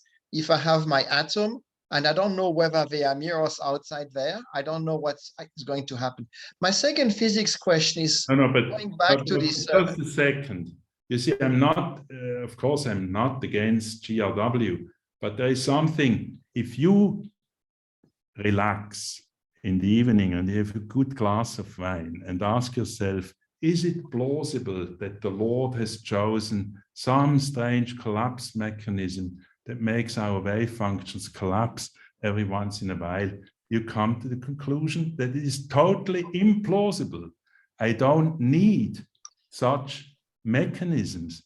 All I need is to think about what quantum mechanics tells me. And quantum mechanics tells me that the amount of operators I have available to describe potentialities of what might happen, that the amount of such operators shrinks as time increases.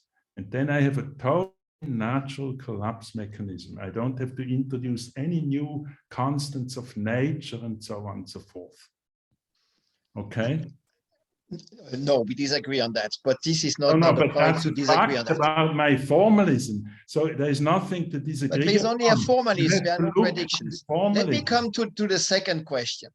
My second question, we can go back to these two slit experiments. So you had this light going on or off, okay? But now instead of having light, it was the the holes were always open, they were never closed. Okay, now I understand that. This is not my question. Let me ask the question. The question is, what if I change, instead of having light here, I have a source of protons? So a source of massive particles. So according to you, massive particles don't produce collapses. It's only the massless but bosons. This has nothing to do. Look, you're really confusing everything. These are indirect measurements of positions of a particle. Indirect measurements can be described by letting the particle, the electron in this example, interact either with photons or with protons or so.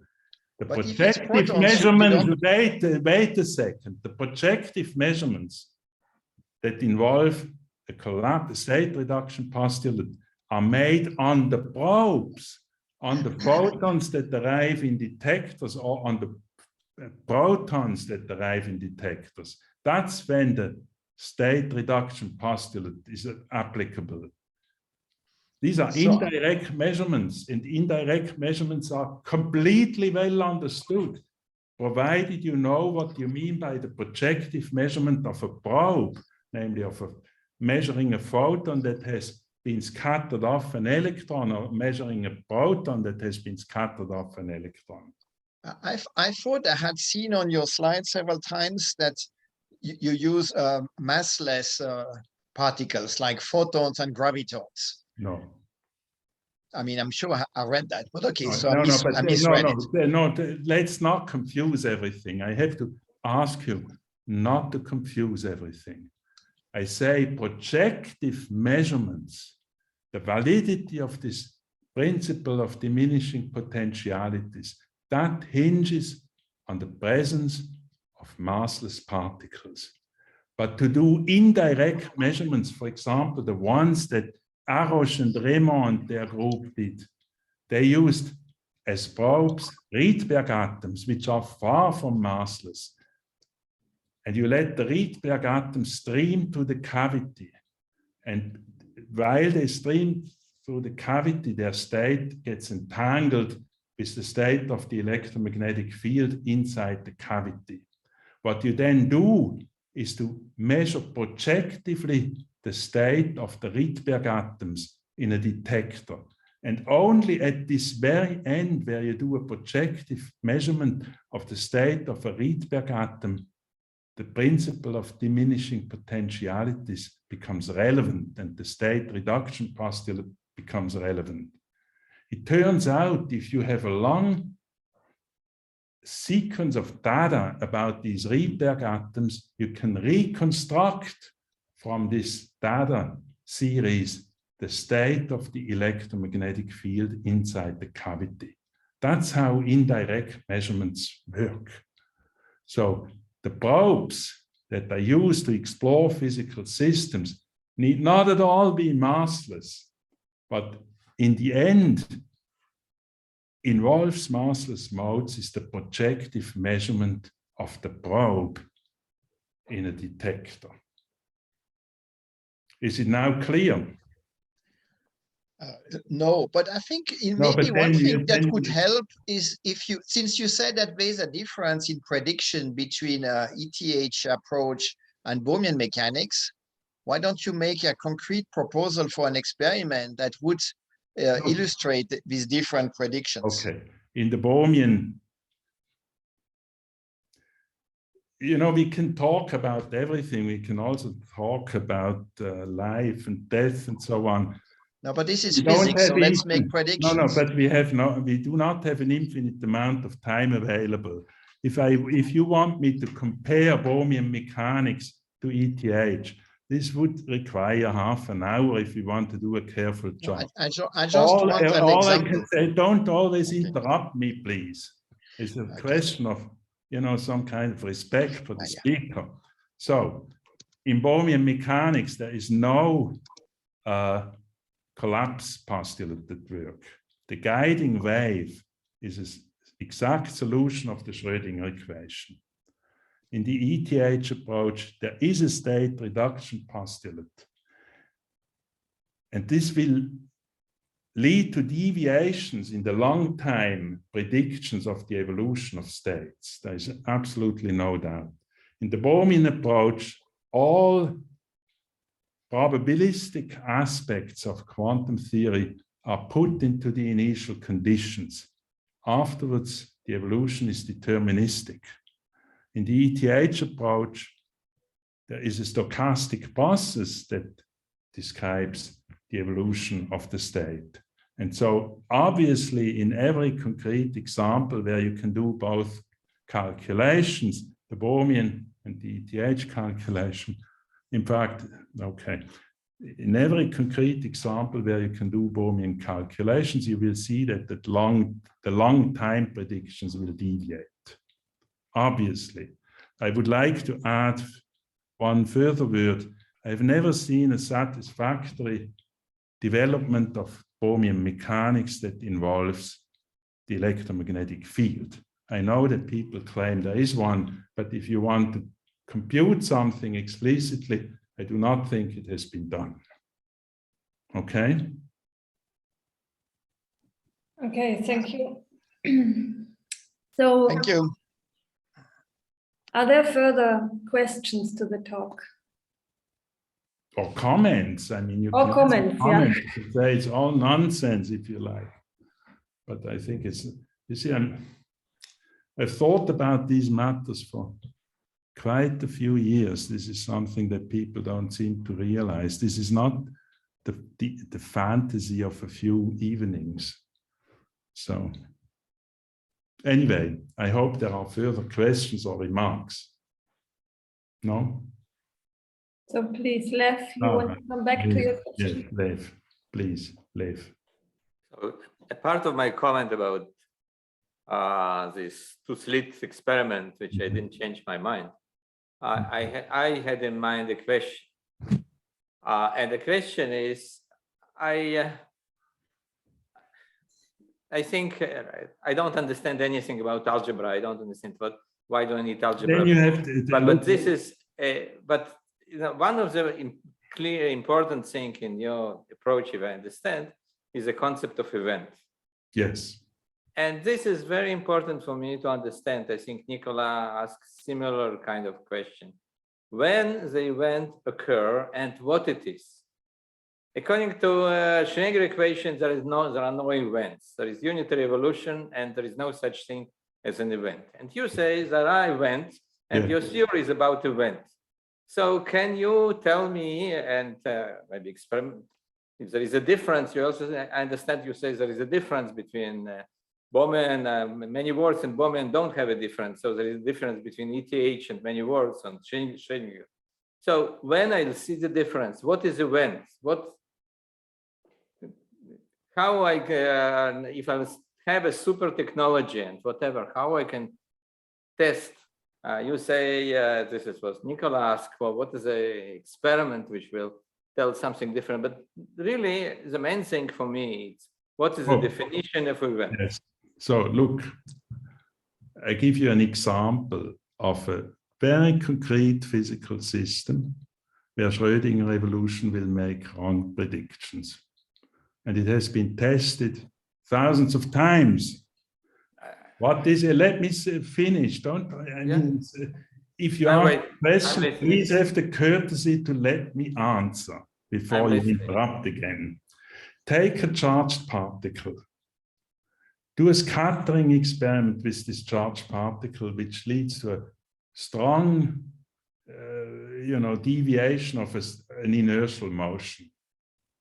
For example, you have an electron and you let it pass a nucleus of a heavy atom, and then it gets deflected. What does the electron do? It emits radiation. Okay. If you now ask, how do you describe the evolution of the electron? You will find it's not unitary because of the emission of the radiation. And okay, it's a fact. I mean, it's in every textbook about QED.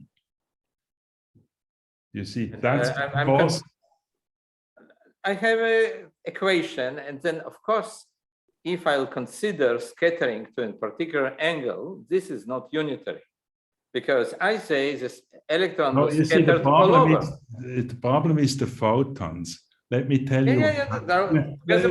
Listen briefly. If you do not detect the photon when it is created and it escapes into empty space, you can never catch up with it. Why? Because it speeds away at the limiting speed, namely at the speed of light. This leads to, if you like, to some kind of decoherence mechanism. This decoherence mechanism is very precisely described in section 2 of my talk. It leads to this, shrinking of potentialities and to the fact that the effective time evolution of the degrees of freedom that remain in a sort of bounded portion of space, this effective time evolution is not Schrödinger evolution. And this is something you can make totally explicit in calculations. And everybody who has a little bit of experience with the infrared problem in QED knows it. Okay? If there is an experiment which will show the Schrödinger equation on really a relativistic generalization which is appropriate to a particular case, doesn't field theory equation, which is, of course, this is what should be in some cases used, is incorrect. This is really, the whole physics will go new direction. I will eat ahead and will forget many words. Apparently, you have never really studied relativistic field theory. And so I taught it a couple of times. Every particle physics experiment which loses photons, but so that they are not detected, deals with a time evolution that is not Schrödinger evolution. I'm very sorry to say, but that's it. So I think if you let your particles enter, for example, a detector, a spark chamber or a wire chamber at CERN, there is a very violent interaction of the degrees of freedom in the detector with the electromagnetic field. And the evolution of the detector has nothing to do with the Schrödinger evolution. And that's a fact, and you just have to look at these experiments and the theoretical descriptions. I mean, I think this is a crazy argument to claim that everything is Schrödinger evolution. Nobody ever said it. Look at what the founding fathers, I showed them, Heisenberg, Dirac. Do you think they would have claimed that all evolution is Schrödinger evolution? Of course they would not have. There are sufficiently many quotes that... There are two issues. The first issue, if we are ready to accept parallel worlds. Clearly, if we want one world, the Schrödinger evolution is incorrect. Every experiment of the type you are telling shows, if we believe that there is single world and corresponding to our experience, then clearly Schrödinger is incorrect. But what is incorrect? I didn't understand. Schrödinger and Everett go together. You cannot have Schrödinger without Everett, and Everett without Schrödinger. So if you think that there is only one world, clearly there is no Schrödinger equation. Yes. But and the Schrödinger equation assumes or tell us. Look, the problem is the following. I'm not interested in a theory that describes other worlds to which, for fundamental reasons, I do not have access. I want to describe the world I see in experiments. And that is one world. And this world, for all we know, for all the experiments we have done in quantum mechanics, this world has stochastic features. The theory does not predict what happens. It only predicts potential, it predicts probabilities.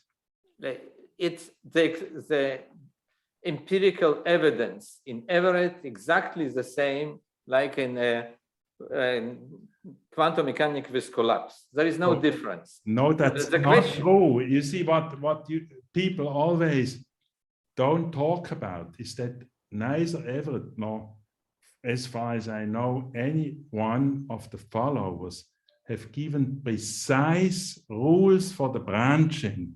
When the worlds start to branch, has never been made clear. And in my approach, this is completely clear. And that's because branching is not a physical process. It's for us, our experience. The universe is one single universe. Physical. I see that you are very physical. You have probably 80 kilos. I have 78 kilos. You are physical objects. You see, I'm totally against the idea that the world looks because we have a strange brain that appears to sort of perceive branching. I think that's a crazy thing. I want to have a quantum theory without observers. I want to be able to talk about the evolution of the universe at times when nobody did experiments. Schrödinger equation ever does exactly this, but okay. I think maybe we There are many others. There are many others who want to make a comment. So if you are so convinced of what you're saying, why did you listen to the talk? Give me a chance that I'm not just talking nonsense by first trying to understand what I said, and then we can talk again. So maybe we should really go back to the ETH approach and to the talk and allow for further questions. That's fine for you, Lev. Okay. So Antoine is the next to ask. All right. Hi, Jürg. Antoine. I have a question about this. So I think I understand fairly well what's going on, but I have a question about this principle of bounded potentiality. So as I understand it, it's something that can be verified or not, depending on the instantiation of quantum mechanics you have, like say in the standard model. Yep. And so I understand that it's true in the time models you consider, and maybe if you have a particle interacting with a field that otherwise evolves freely. But I'm less convinced if a theory is really interacting.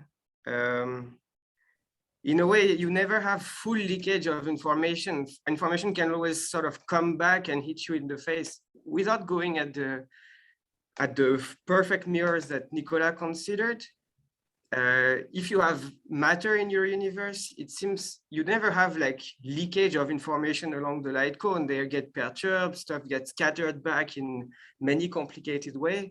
So unless you have black holes that absorb, then I grant you that it's going to be effectively mixed. Okay. But I'm a bit less clear how you're so sure that it's true for, say, an interacting theory in Minkowski spacetime. Look, you can live on, all of you can live on with your quantum mechanics and wonder whether there are axioms that imply the Hilbert space structure and whether there are many worlds or only one world, and solve many Schrödinger equations. But at one point, after 100 years of quantum mechanics, we should be able to understand why facts emerge, why there are successful measurements with unambiguous outcomes. And I have tried to develop a formalism of which I hope it makes me understand this. This formalism is not just an abstract quibble with words. It is trying to introduce physical principles that might explain why there are successful experiments and why facts emerge. Now you can ask, do we have a complete theory that shows that these principles are at work? And of course, I tried to show that if we understood QED, the theory of massless modes, well enough, then we would have a theory that implies the principle of diminishing potentialities.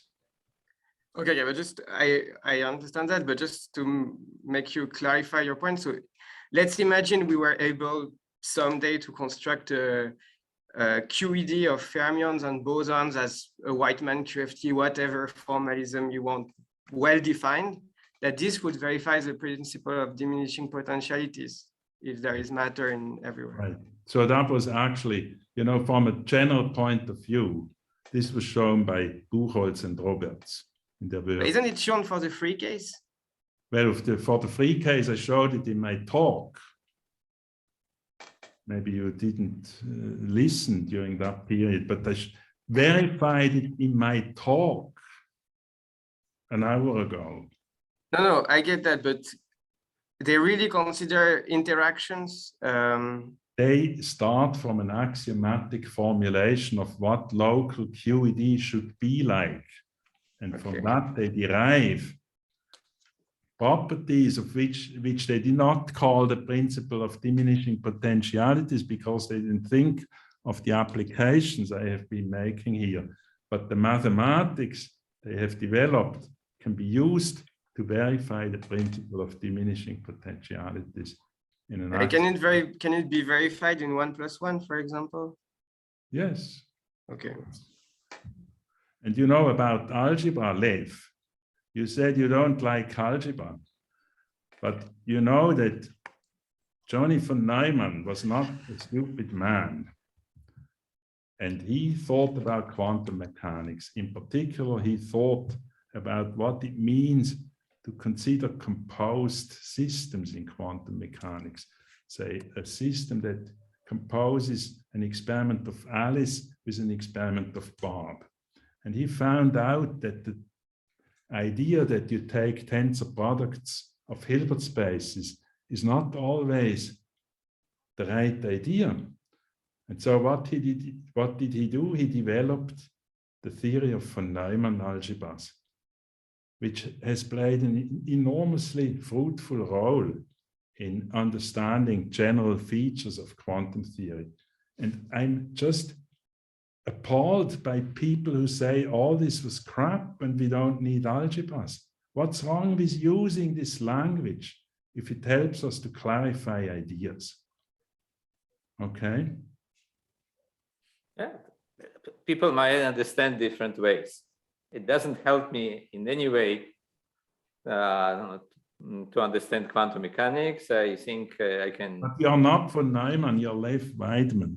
And you should. Von Neumann made many mistakes, and in the end, okay. I don't think that the picture of von Neumann, and you had the different people who so different ways.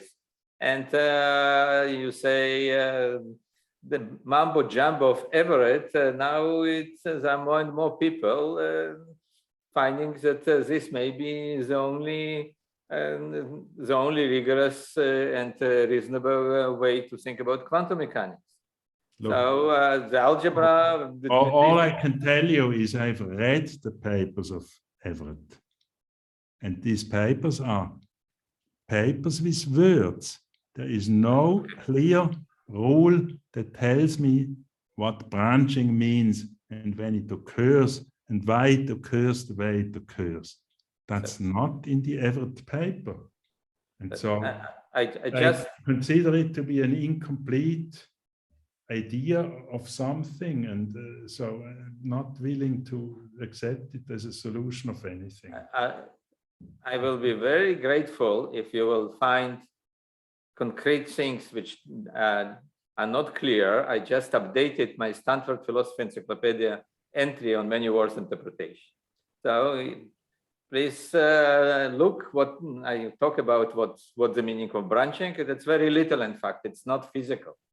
And so try to find what's consistent or not clear there, please. To give a description of what I perceive when I explore the world. Yes. And if Everett doesn't describe what I perceive when I do my experiments and explore the world, then I'm not interested in it. It does. I always say Everett doesn't describe. What does it describe if it does not describe what I perceive when I do experiments? The only purpose what I see is to explain our experience. And Everett does so. No, it says that there are parallel experiences. This is the only thing it says. But I only have access to one experience. So I'm not interested in all your parallel experiences. I have no access to them. And Everettians say that for fundamental reasons, one does not have access to them. No, not fundamental. Talk about them anymore. No, technological reason, not fundamental reason. It's there is no any paradox. You said Wigner. There is an inconsistent picture of Wigner and Wigner friends. They're all consistent. There is no any inconsistency. So there is a literature that probably now contains hundreds of papers that was triggered originally by Wigner, but in more recent times by a paper by Fröhlich and Renner. I read many of them. Just wait a second. So they claim that if quantum mechanics is applied to describe things like a human being or a computer, which takes data of an experiment, then it becomes contradictory. I find this a completely ridiculous conclusion. I don't have this conclusion. The contradictions all disappear when you admit that in the presence of events, the way I defined them, Schrödinger evolution does not describe the evolution of states, period. But so maybe you'll tell me what the event is, because I don't remember how it's ended. It was stopped. I explained it in this talk. I cannot give the talk. No, not in the sense of algebra, in the sense of something in laboratory. Well, what will happen? Give me an example when event happens. Okay, I have given a model. Model, not one. No, give me example when event happened. In which exact moment? This is okay. Even when whenever you do a successful experiment, say you want to measure, do a Stern-Gerlach. Yeah. Okay. So you shoot a beam of particles, say of silver atoms, spin 1/2. Yeah. You prepare the state of the atom that the spin points in the x direction. Yes. You now turn on a magnetic field in the z direction. The beam splits into 2 separate beams. Every silver atom either goes up and then hits it. No. Just a second. Every silver atom either goes up and then hits an upper detector, or it goes down and hits a lower detector. That is an event. The fact that the silver atom on its way hits one of the 2 detectors and not both at once, that's an event. And the prediction of whether a specific silver atom, the one I emit right now, will hit the upper or the lower detector is probabilistic. So I cannot predict which one it hits. That is what I learned in quantum mechanics. I have discussed this with many experimentalists. I've never encountered an experimentalist who told me that this was a wrong picture. So first, we need the gradient of magnetic field. Otherwise, nothing will split. I know. But this is not a question. The question is, such things I know. You don't have to teach me that you need a little gradient. Everybody knows it. I can tell you one thing that is more surprising. Wait. Just a second. Make the magnetic field very extended. Let it be there over a kilometer. Do you know what happens? In which shape? A fairly homogeneous magnetic field, roughly in the z direction, extending over a kilometer or 2 kilometers, and all silver atoms have to travel through this magnetic field before they can hit detectors. Do you know what will happen? They all hit the same detector. There will be a spin flip. The silver atom will relax to the ground state it has in an external magnetic field by emitting a photon. And then it will travel to, they will all eventually hit the same detector. That's also a fact about the May I specify a question? We agree that the collapse happened on your detector. So until the atom comes to detector, nothing really stochastic happened.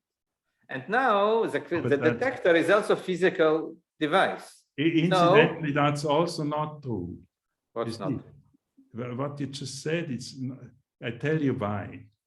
If you happen to trace the silver atoms by scattering light off them, for example, then the collapse happens before they hit the detector. Obviously. Even no one look on these photons. You believe that there is a collapse in some moment. There are questions of QED, which tells what will electromagnetic field will come out of all these atoms with spin, and they don't say anything about collapse. So let me make it more drastic. Yes. Let the silver atoms travel through through some kind of gas or vapor. Then the collapse happens much before they reach the detector. So everybody knows it. But Except you. Great. If I have a bubble chamber, you say that every bubble essentially is kind of cause a collapse. But can you tell me exactly in which moment? Because clearly when there is a beginning of the development of the bubble, which is completely described by QED with exact unitary evolution. No. There is, at some moment, we see one outcome, but the equation we know are only unitary. So there is some moment, if you believe in stochasticity, you believe that sometimes the QED breaks down and there are some stochastic processes. No, it never breaks down. I have discussed a formalism that applies to QED. And it predicts that evolution of systems that have strong interactions with the electromagnetic field exhibit an evolution that is not unitary Schrödinger evolution. And I have discussed the model just to, make people feel comfortable. And this model I show once more. And then if you still have questions, then maybe I give up. So look, this model interpolated between unitary evolution, when the coupling to the radiation field is small, then it is extremely closely, precisely described by unitary evolution, except for occasional jumps. These occasional jumps are perceived as events. That's what you would call an event. In my formalism, events are described a little differently. If you couple the system strongly to the radiation field, then the system will exhibit an evolution that looks essentially Markovian, like classical Markov processes. These are honest calculations in an explicit model. And this model is derived from quantum mechanics with unitary propagators, with Heisenberg equations of motion for the observables, etc. So unitary. I think, but maybe can we go on to the next question to not? I think it's important. Yes. Okay.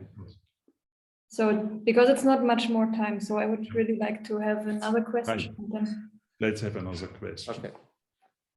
Thank you. Okay, Dirk, so please. Okay, thank you, Paula. I would like to know maybe a bit more technical detail here. I mean, in recent times, people are very much interested in questions of the distribution of time of arrival. Yes. Is there a good strategy that you see with this formalism to produce, for example, distributions? Absolutely. Maybe you could comment on this a bit. Yeah. So if you read my paper with Pizzo, then towards the end of the paper, you see how one can start to estimate times of, say, when an experiment succeeds. The success of an experiment happens at the time that is not precise, but the distribution of times when this experiment succeeds can be predicted. And we give an example in this paper. I should now write another paper, and then another paper, and yet another paper where lots of models are described and lots of concrete situations are discussed. But it is described in our paper, and the formalism makes a very clear prediction about it.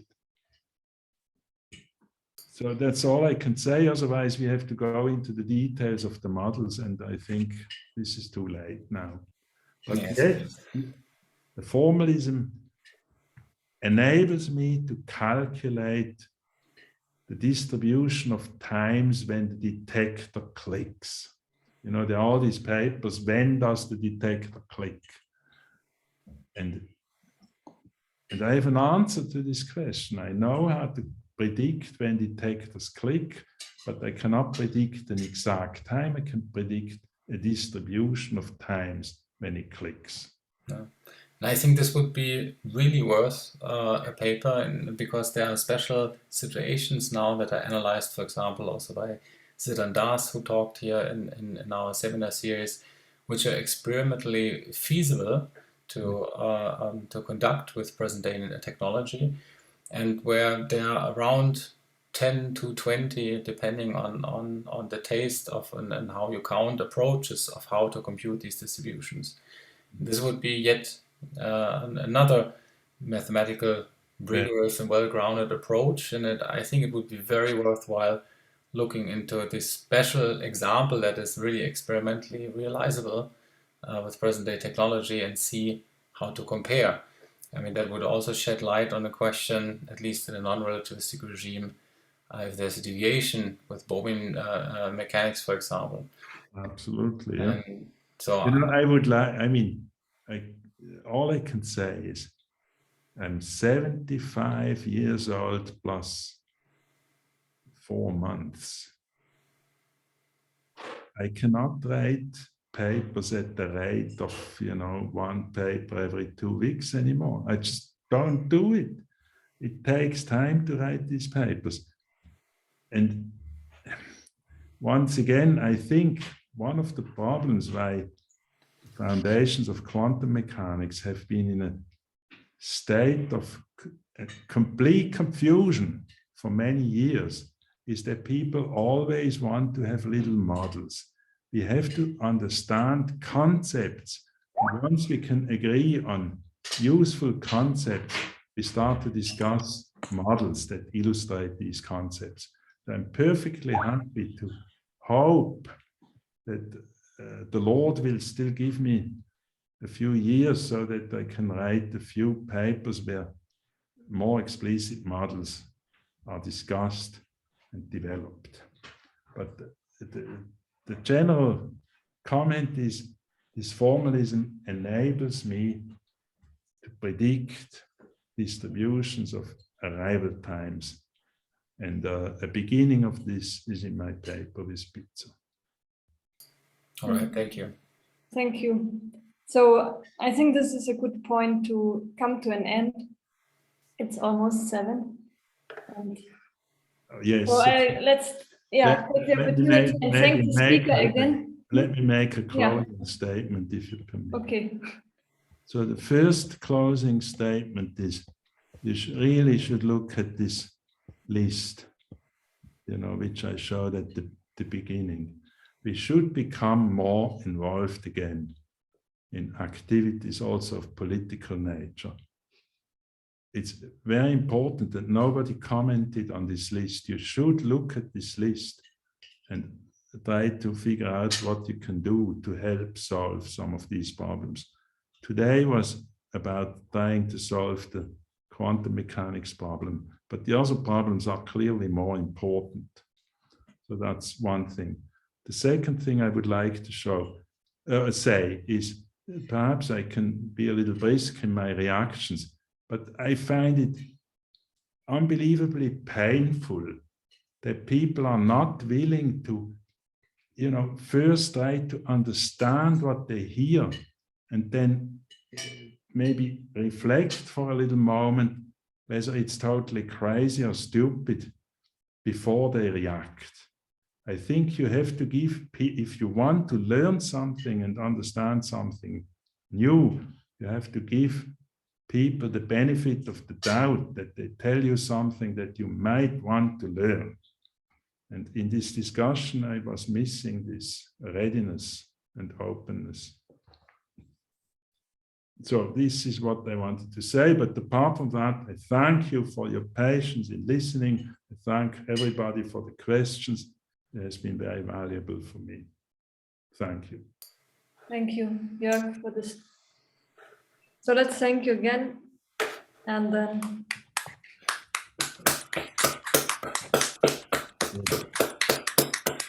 Yeah, let me hand over to Dirk so he can say a few final words.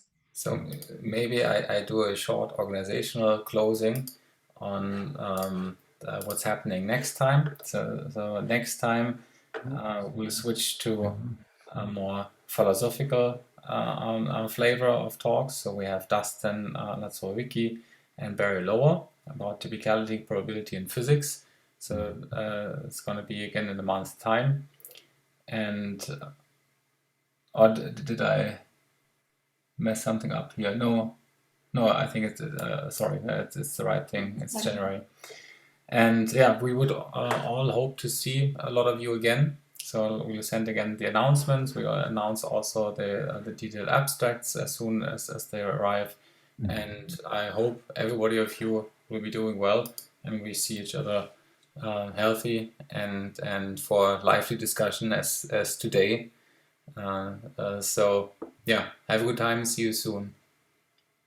All right, thanks a lot, and have a very pleasant holiday season. Good evening. All right, bye-bye. Bye.